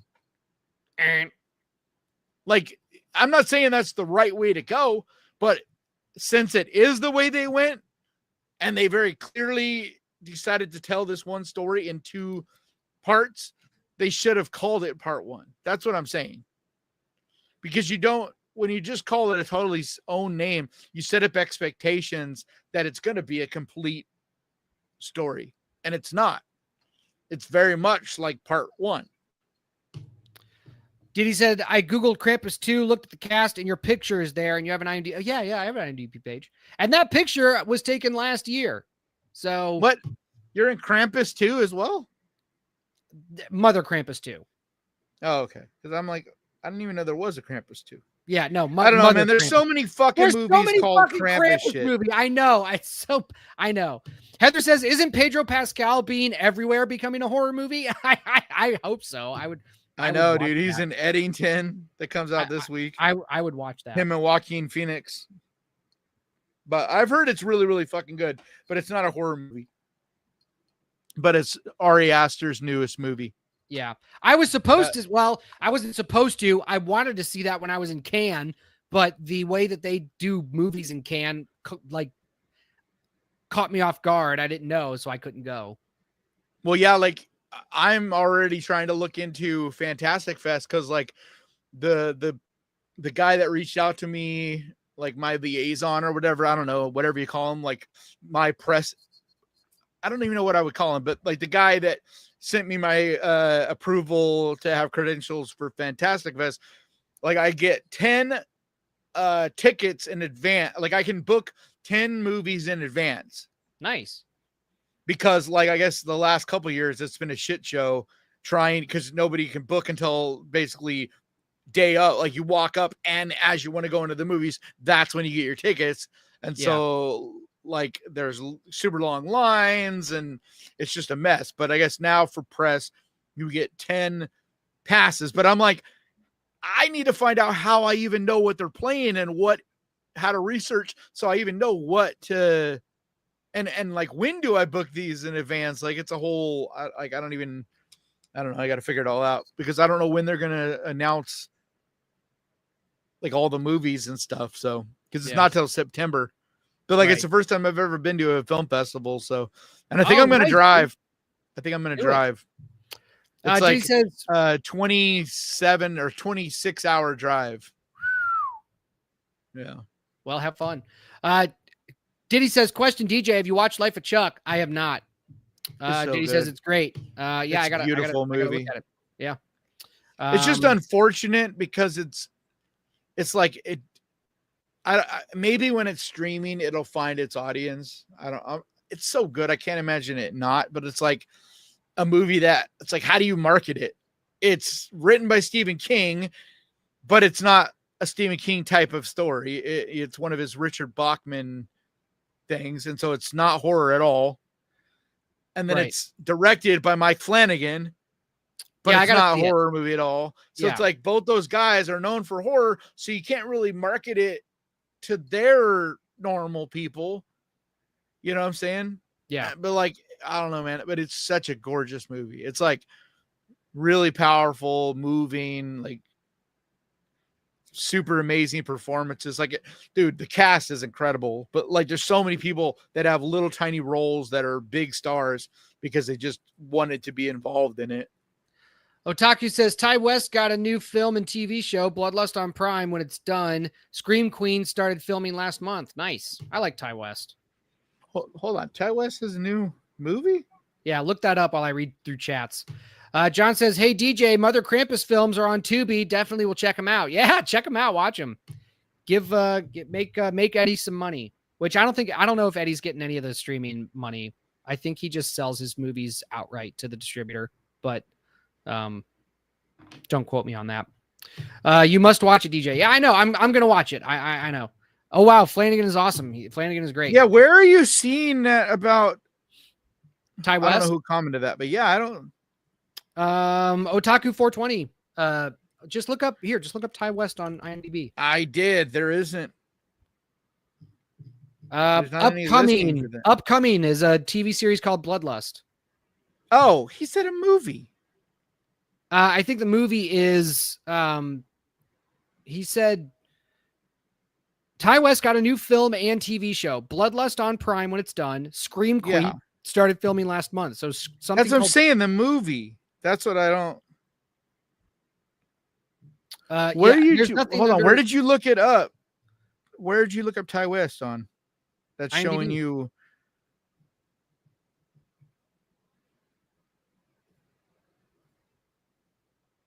I'm not seeing Scream Queens. That's a trip. They must have like some inside stuff. Like, how did you? Because I haven't seen any articles about that on like any of the stuff that I keep up on. I mean, I'm not like super good at keeping up on all this stuff, but still, I would think Ty West having a new movie would be noteworthy, especially if it's already shooting, you know? I didn't see it, but cool. I wonder why it's being kept so under wraps. Although Ty West is kind of known for that. Up until Maxine was like the first time I remember Ty West making a movie where everybody was talking about it because it already had the two, prior or whatever. But before that, like he always just kind of quietly makes a movie and then it's like, bam, there it is. Yeah. John says DJ and Ghost Pirate looking at the Running Man trailer. Looks like they're filming the ending from the book, which I thought was impossible due to controversy. Well, I haven't read the book, so I don't know what the ending. Nope, me either. So don't spoil it. Yeah, don't spoil it. Don't spoil it, John. All I know is the trailer looks awesome, man. It looks super fun, and like I really like the Arnold, 80s movie. It's definitely cheesy, but yeah, me too. I still love that movie. But like I like that it looks, they're going with a little bit different direction, and from what I've heard, it's pretty close and pretty accurate to the book. So I don't know. It looks exciting. We'll see. I know a lot of people that love the book saw the trailer and got excited right away. The same with The Long Walk. Like everybody that's read the book is like, oh shit, like The Long Walk looks. Oh, and they just released a new trailer today, I think, for The Long Walk. So, which I'm not watching because I'm like, I already seen enough. I don't need another trailer. Like I hate this new trend of releasing multiple trailers for movies, and like as you get closer and closer to the movie, they get more and more spoilery. It seems like you would want to do the opposite, because at least if you see a trailer a long time ago, you'll forget some of the stuff. Yeah. But it's like they don't. Instead, they release a trailer like the week that a movie's coming out with a bunch of huge spoilers. Like I don't know. I don't understand. I kind of want to watch it though. Like, if it's a new trailer, I kind of want to watch it. But how do people not, like in marketing, how do they not know that word of mouth is the most powerful thing? But it's like all they want is their opening weekend to make all the money. Well, so all right, that's all everybody cares about anymore. I'm going to tell you why. Because the most money a movie is going to make is within the first 3 months of its release. First 3 months? Yeah. And yeah, but there's a lot of movies. General consensus. Like, so the reason there's why a lot of movies. Want look at everything, like look at Everything Everywhere All at Once. Like it made all this money over a long span because it was such a good movie. Right. It just continually made money. But that's the exception to the rule. The rule is most movies are going to make like 80 to 90% of their overall revenue within the first 3 months of their release. That's why they do that. I know, and I know that, but I'm saying like, I'm not saying don't push a movie, but all they care about is that opening weekend. Like that's the problem. Like I can see if like, say your movie opens and there's not a lot of people or it doesn't do as well as you were hoping. Yeah. Then I can see maybe doing a trailer that is more spoilery because you're trying to get people sold on it. You know what I mean? Like a kind of an act of desperation. But what I don't get is spoiling the shit out of a movie right before people are going to go see it. It's like the other one that drives me crazy is when you go to the movies and they have this stupid commercial that promotes watching so-and-so movie in a theater and not on your phone. Like, do you have that same trailer out there? That same commercial? And it's like when Superman comes out, don't watch it on the little screen. You watch it in the theater. Yeah. But it's like, I'm already in the mother. Yeah, I'm already in the theater, you stupid fuck. Why are you promoting to me? Like, have that commercial on TV, like, or on YouTube or on somewhere to try to get people to go to the theater. But why are you promoting to people already in the theater? Yeah. I don't understand who like these idiots are that do a lot of this marketing stuff. It makes no sense. I don't know, but that's why they got the job.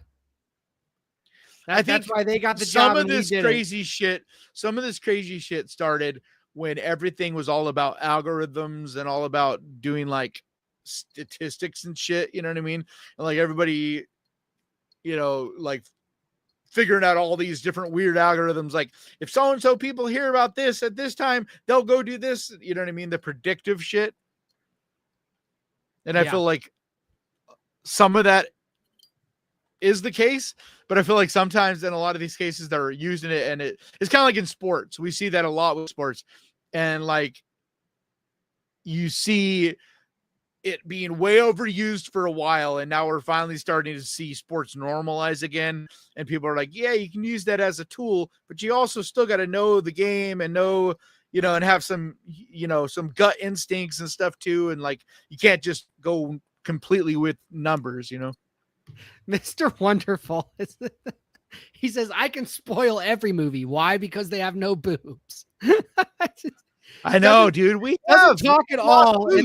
There's not a lot of boobs in movies anymore. Yeah, we got to fix that. Someone was talking about that recently, and I was like, it's so strange. Like especially in horror, like they're just gone, man. Like you just do not see boobs. Well, the thing is this. But the thing is this. Go. What does that say? Like, is it because you could like, what does it say? Does it mean that women don't like showing their boobs? No. And they're only doing it for money? You know what I mean? Like, is that the case, because if women were all for showing their boobs and didn't need to get paid extra to do it, then we would probably still see it. I mean, you will. It depends on who. It depends on the individual. But like, I know a guy who the only kind of movies that he makes are these like murder size type exploitation movies, and like he's not paying his actors a buttload of money, and they're all topless. It's all about who you cast, and what kind of movie you're making. You know what I mean? Like that's yeah. But the thing is this: there still has to be reward into it. It's not like women enjoy to show their boobs. Not all the time. Some do.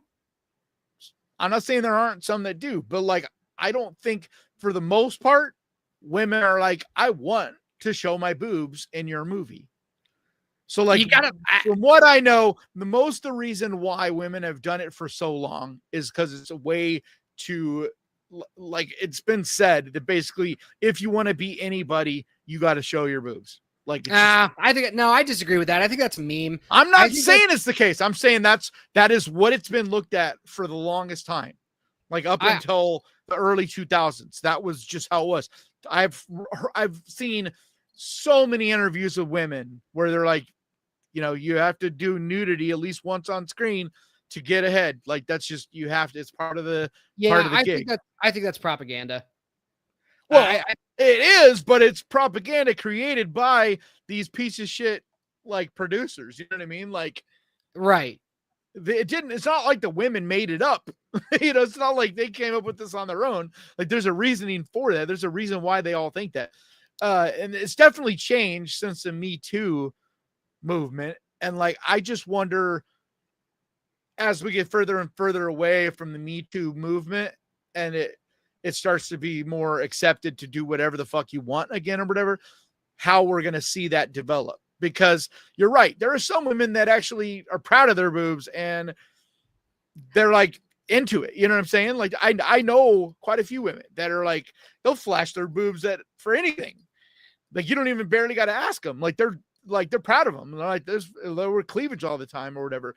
But then there's a lot of women that they'll do it if it's going to get them ahead in their career, or if they're going to get paid, or if it's the only way to get that gig in the first place or whatever.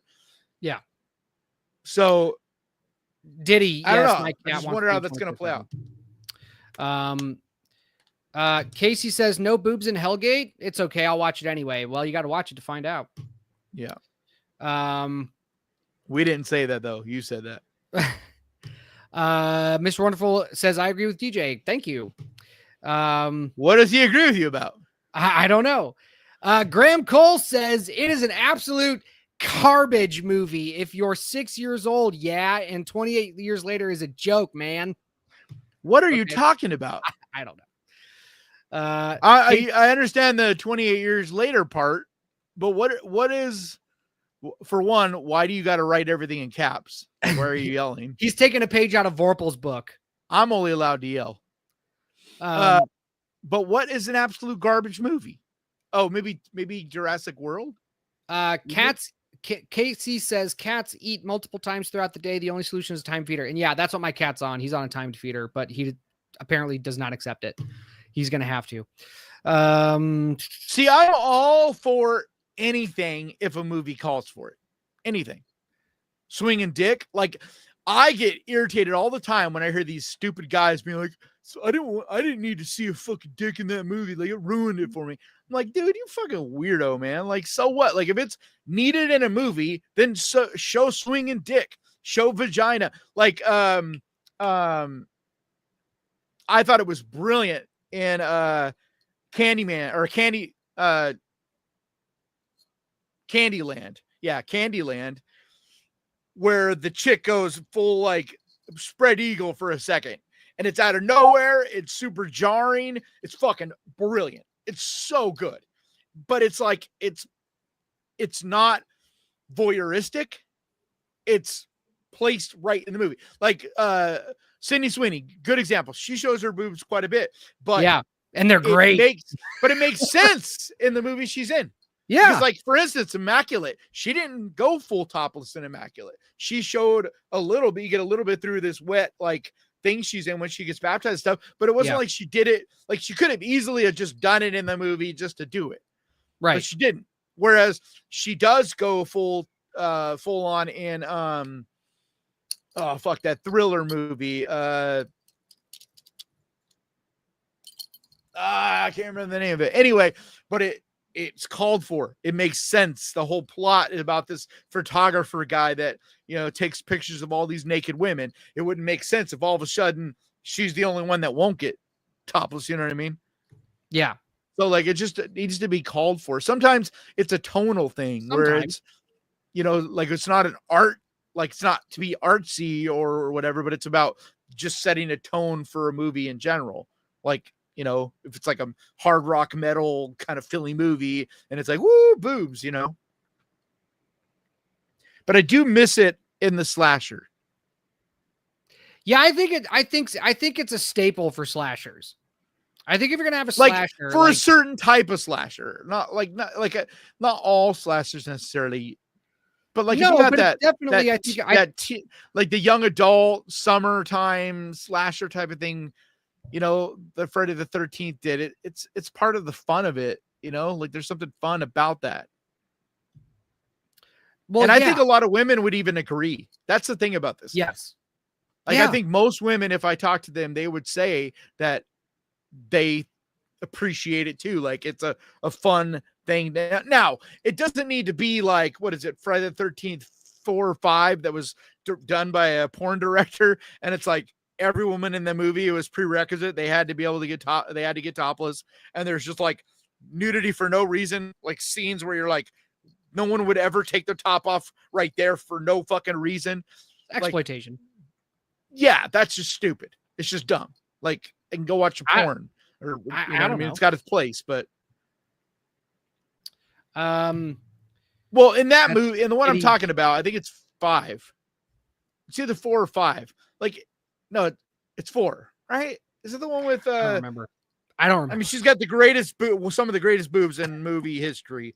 It's something Voorhees. It's her last name is actually Voorhees. Casey says, we fell asleep to Fifth Element last night. How do you fall asleep to Fifth Element? Have you seen it before? Yes, it's fan-fucking-tastic. No, I'm saying to them. Oh.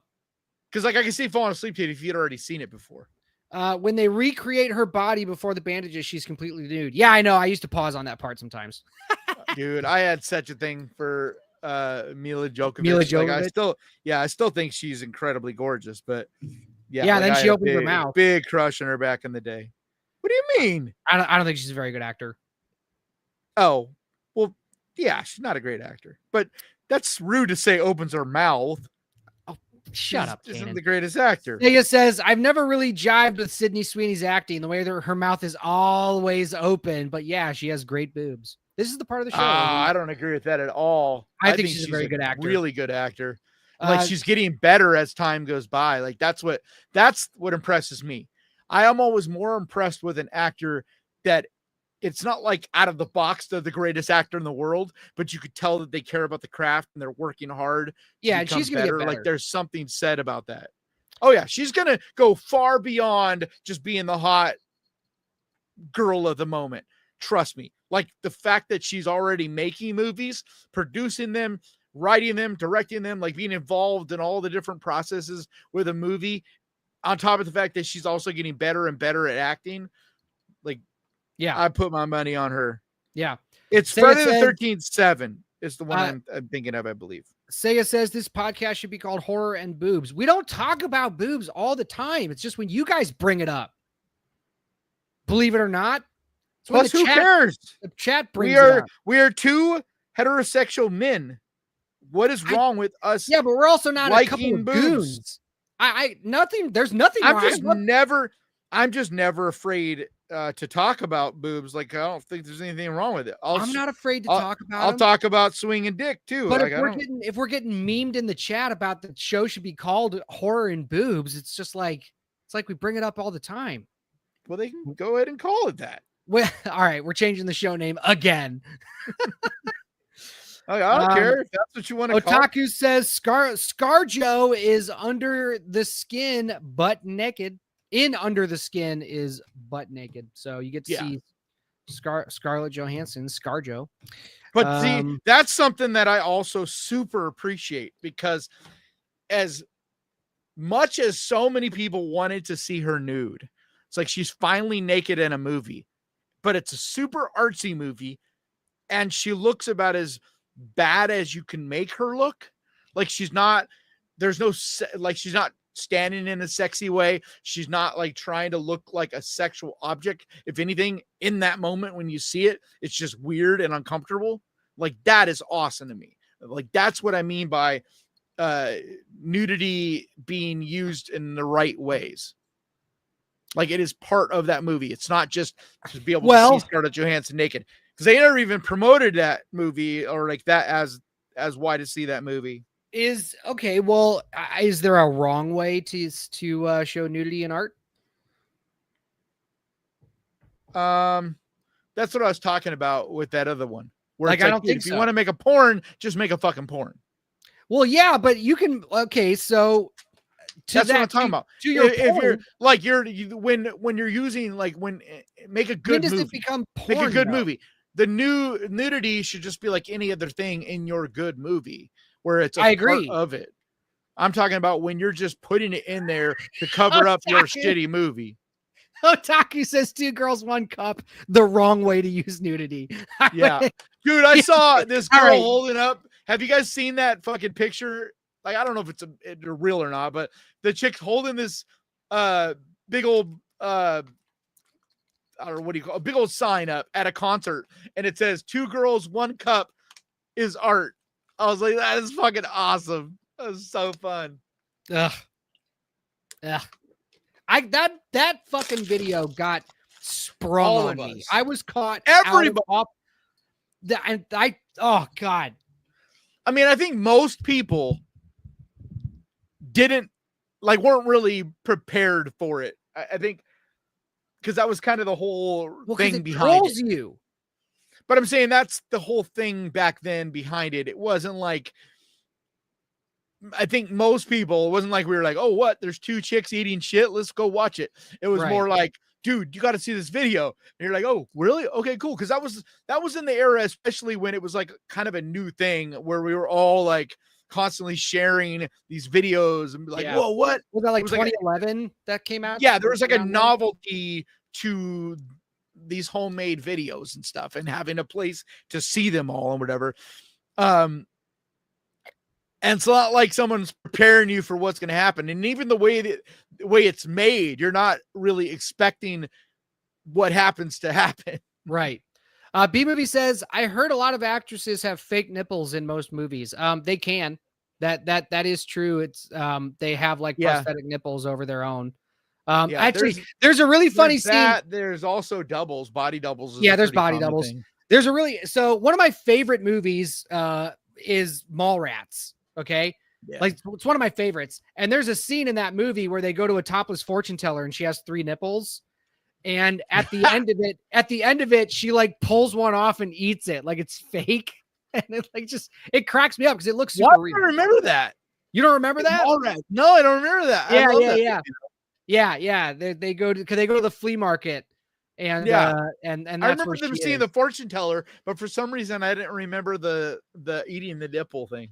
Yeah. Oh, it's so funny. But like, that's the kind of stuff I'm talking about. Like you're using it in your movie, not just simply because there was a time, especially in the 80s, where you were just like throwing tits in because you were trying to get boys to come watch your movie. You know what I mean? It wasn't used in any way other than just to, get people to go see your shitty movie. And like, that is what I'm talking about, where it's like wasted. There's no real purpose in it.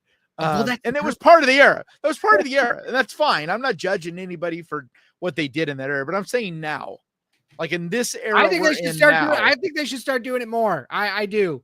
But I do it. I'm an I heard someone say it. I'm an equal nude opportunist or whatever. Like someone said, the way they said it was really funny because they were like, because that's my thing. if you're going to have women running around naked, fine, but have men running around naked too. And that's why I get so irritated at guys. I do. Why fucking not? Like, okay, but why? But also why? If it's like, and that's the only pushback. Because like, if it's not a big deal, if it's not a big deal and it should be normalized and like you should be able to use whatever in your movie, well, why are we so afraid to have men running around naked? Well, so there's a few reasons. More people, so there's a few reasons. More people, it's more acceptable between both genders to have female nudity. And then you also automatically. What I'm talking about.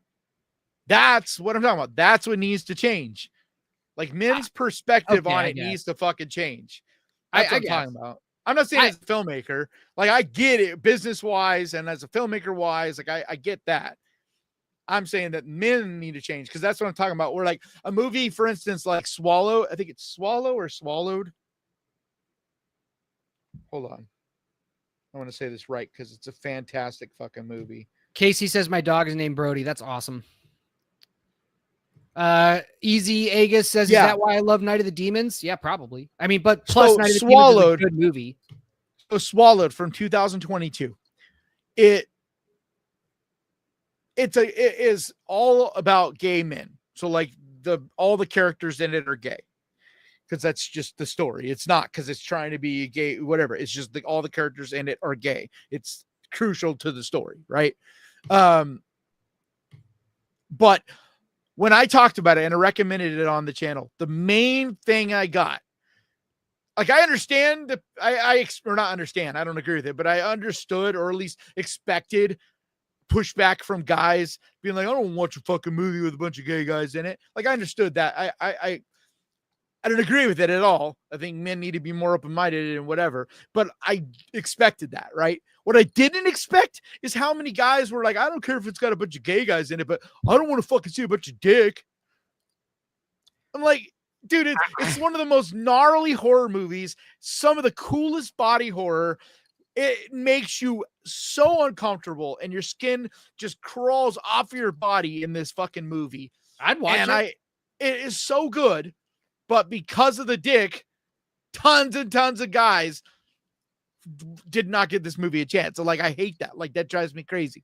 Like I think it makes no sense because most of us grow up seeing naked guys regularly. Like, you know, everything from like, especially older guys, like standing next to guys at the big fucking trough urinals, going into the gym locker rooms, going into, you know. Oh yeah, but that's also unwanted. I did not want to see. Well, no, but I'm just saying, like in the gym locker room when I was a child, that was not fun for me. That I did not like that. But it normalizes it, and it makes it not that big of a fucking deal. So that's why, like, I just don't understand why women can be like so much more open-minded with this shit, and like men need to be more open-minded. Otaku says no one wants to see a flaccid wiener. Yeah, I only want to see rock hard ones. Yeah, see, now I would be uncomfortable with that.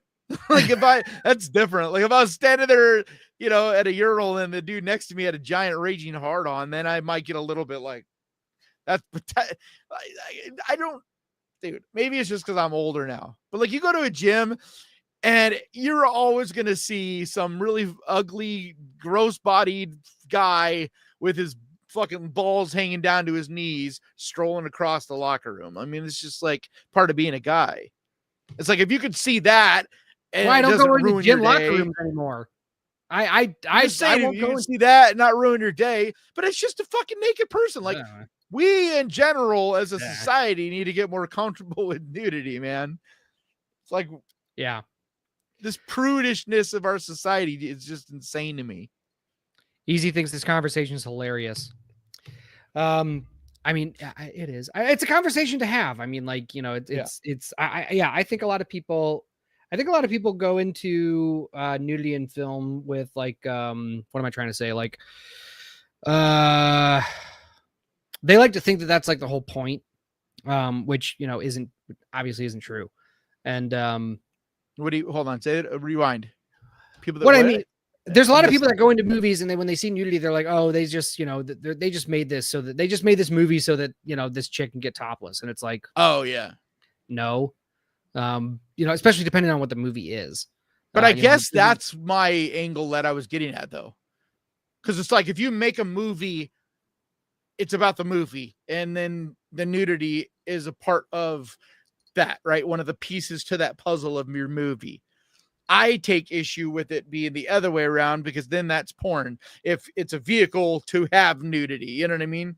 Like, it's not about the movie. And that's what I was getting at earlier. I couldn't word it right. So thank you for putting in a better wording, but that's what I mean, where it's like those movies, a lot of those slashers in the 80s, they were straight up, just a vehicle to have a bunch of naked, women on screen to. Yeah, but I wouldn't call that or whatever. But I wouldn't call that porn.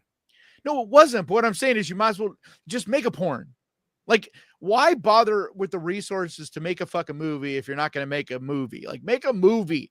If you want to have nudity in it, that's fine, but make a movie. Like, well, yes, you should obviously take more care on your script. Like, your story needs to be the strongest part. Like, that's what you need to do. I would rather see a movie with no nudity and a strong script than with a weak script and copious amounts of nudity. But that's what I was talking about. If you could blend the two, that would be fun and fine. I can't remember which Friday the 13th I'm trying to think of, but it was the one that's directed by a porn director, and it's like considered the worst or one of the worst. And it's like, it was literally just a vehicle to have a bunch of women running around topless. And it's like, motherfucker, just go make your fucking porn, dude. Memento Mori said, while you're looking that up, Memento Mori says, me and my ex went to go to Infinity Pool in theaters, and she brought her 10-year-old daughter to see. Huge mistake. What? I don't understand why you're bringing a 10-year-old to the theater. An R-rated movie. An R-rated movie in the first place. Like, I get you're the parent, like, it's your choice or whatever to know what your kid can handle or not, but still. But did you guys not see the trailer? You need to vet your movies. I mean, like, at the very least, if you're going to take a 10-year-old, at least watch the trailer so that you have kind of an idea. Like, I've watched the trailer of Infinity Pool a bunch of times because, I covered it a bunch that year because it was one of the best of the year, in my opinion.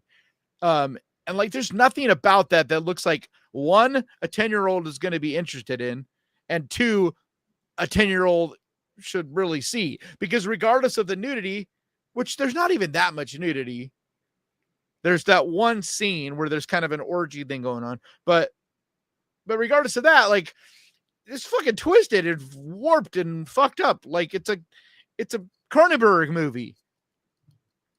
Not to pass judgment, but I'm with you. Like, it drives me crazy because I go to these movies every week, and I swear there are people like 10 years old is one thing, but I see people with like fucking 5-year-olds, 4, 5, 6-year-olds. And the other thing is this: if you're comfortable as a parent to take your kid to see a horror movie when they're whatever age, that's fine. But then don't go tripping out because your kid saw nudity. Like, really? Yeah. Like, I saw these fucking people taking their like 8, 10-year-olds to see Terrifier 3, Terrifier 2. And I'm like, but a pair of boobs you're okay with? This is what I mean about nudity, DJ. This is what I'm getting at. Yeah. Like, that drives me nuts. I'm like, you're fine with them seeing the most barbaric gore on screen you can imagine, but a pair of tits is like, that's where I draw the line. Why? Yeah. Mr. Halloween says Friday Part 5, New Beginning. Yes, thank you. I thought it was 5, but I couldn't remember if it was. Okay, have you seen In the Lost Lands? I don't think so. In the Lost Lands. I can never keep track of all these movies you guys recommend me. Easy Aga says there's a vulnerability and nudity in a horror movie. I mean, like, yes, that is ultimately like when you have a character that this movie is, dude, I will not watch this movie. Maybe eventually if it's free and I've got nothing else going on. But this movie is the most trash looking movie. Oh, this is that really cheesy one we watched the trailer of like a few months back. The new Mila Djokovic one. That's got what's his name? Who I'm actually a big fan of. The wrestler, what's his name? Yes. Yeah, that movie looks terrible. Dave Bautista. Yeah, that movie looks like ass. Dog shit. Yeah. Not even worth it. All right, I'm yawning, so I think it's time to wrap it up. But no, and that's what I mean. Like, there's a lot that you can use nudity for in your film. Like it can be a powerful thing. It can be a tool for a lot of things. Sometimes it's humor. Like there are so many movies over the years where, like for instance, Joyride, the comedy that nobody saw that has had me literally in tears laughing. And I never thought it would, because it's like all Asian women. The entire cast is Asian women. I'm like, I don't have anything in common with Asian culture. Don't know much about it. And definitely don't have anything in common with a bunch of young women. But it was the funniest fucking movie. And the best scene of the entire movie, I won't spoil it and say why, but the chick shows her vagina. And it is literally like the funniest comedic scene I have seen in 10 years. Like, I mean, since Waiting? Oh, dude, so fucking funny. Did they show vagina in Waiting? Yeah. Did you remember towards the end? No. I mean, I've seen the movie. I just don't remember. Oh, dude, because it's like the ball. They had the ball showing game, right? And then they were like, "Why don't you ladies play?" And the one waitress is like, "Are you ready? Are you sure you want to see this?" And then she like shows her huge bush and like flicks stuff out of it. Yeah. It's so gnarly. Yeah, it's hilarious. That's what I mean. Like, it's, it's sometimes showing nudity. Like for instance, like I'm not don't get me wrong. Like when Sydney Sweeney was naked in what's it called? Like, this is amazing. And it's meant to be a sexy scene and she's hot as fuck. And like, that's okay. That's fine. It is strictly in there for sex appeal and to be sexual, right? That's the idea behind it. That's the purpose of it. There's a difference though between that and like a movie like Showgirls. That's a pile of crap. And the whole point of it is just to show a bunch of naked people the whole movie. Like that was their one thing that they could basically get people to go see their shitty movie for. I didn't think Showgirls was crap. You thought it was crap? When did you see it last? When you were young? Yeah. Dude, if you rewatched it, you would agree. 1995, Paul Verhoeven? Dude, it's such a bad movie. Man. Most people think it's a shitty movie. But like you probably saw it when you were pretty young and you're like a bunch of hot naked women. Of course it's interesting. Well, yeah, but I thought it was I'll watch it again. I'll watch it again. I thought it was a decent movie. I wasn't that young when I would say like 10, 11 years ago. So I was in my 20s at least. Yeah. I guarantee you the nudity blinded you. I mean, because the acting is really bad in it, dude. Like it's really bad. And it's so corny. Like there's so much really dumb shit in it where it was trying to be like, I get what the movie was trying Gina to Gershon, do. Robert Davi, Gershon. But yeah, whatever. Gershon. Yeah. She just overacts the shit out of it. Elizabeth Berkley overacts the shit out of it. It's just it's bad. It's a poorly directed movie and bad writing. Like, so it's one of those where it's not about the actors because all of them can act. Okay. Well, I don't know how good Elizabeth Berkley can really act, but for the most part, everybody in that can act, but like anything, it's about the role they're given. And because like Gershon was amazing in Bound, which was like at the exact same time, but it's like you can only do so much with a lousy script. Mr. Wonderful says Showgirls wasn't that bad. Stephanie says Showgirls is a classic. Dude, I guarantee you, most of you have not watched it in 10 years. I am telling you, I watched it not too long ago and I was cringing the entire movie. I was like, this dialogue is so bad. Like nobody ever talks this way. Man, I need to watch it again. But regardless, that probably was a bad example anyway. I'm just talking about a movie that is known for the nudity, not for the movie. Sure. And I don't think that is what you want as a filmmaker or what you should be going and like setting out to accomplish as a filmmaker. And Showgirls, the only reason anybody went to see it back then when it came out, I know because I went and saw it in theaters, was the nudity. Everybody wanted to see Elizabeth Berkley's bush. Like that was the whole reason we all went, because we all grew up watching her on Saved by the Bell. And it was like, holy shit, she's going to be fucking naked in a movie. That was the only reason anybody saw that movie. Mr. Halloween says Showgirls has a cult following. And according to the director, the acting was supposed to be bad. Bullshit. Whenever directors say that, I'm always like, just that's bullshit. That's fucking bullshit. Easy. Like There may be some times where that's the case, but most of the time it's not. Okay. I got to watch it again and pass my judgment. Like sometimes it's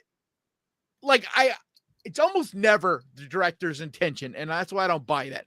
But sometimes it does work in the movies like over time. Because like Starship Troopers, the bad acting in it, I don't care anybody says, they were not directed to act bad.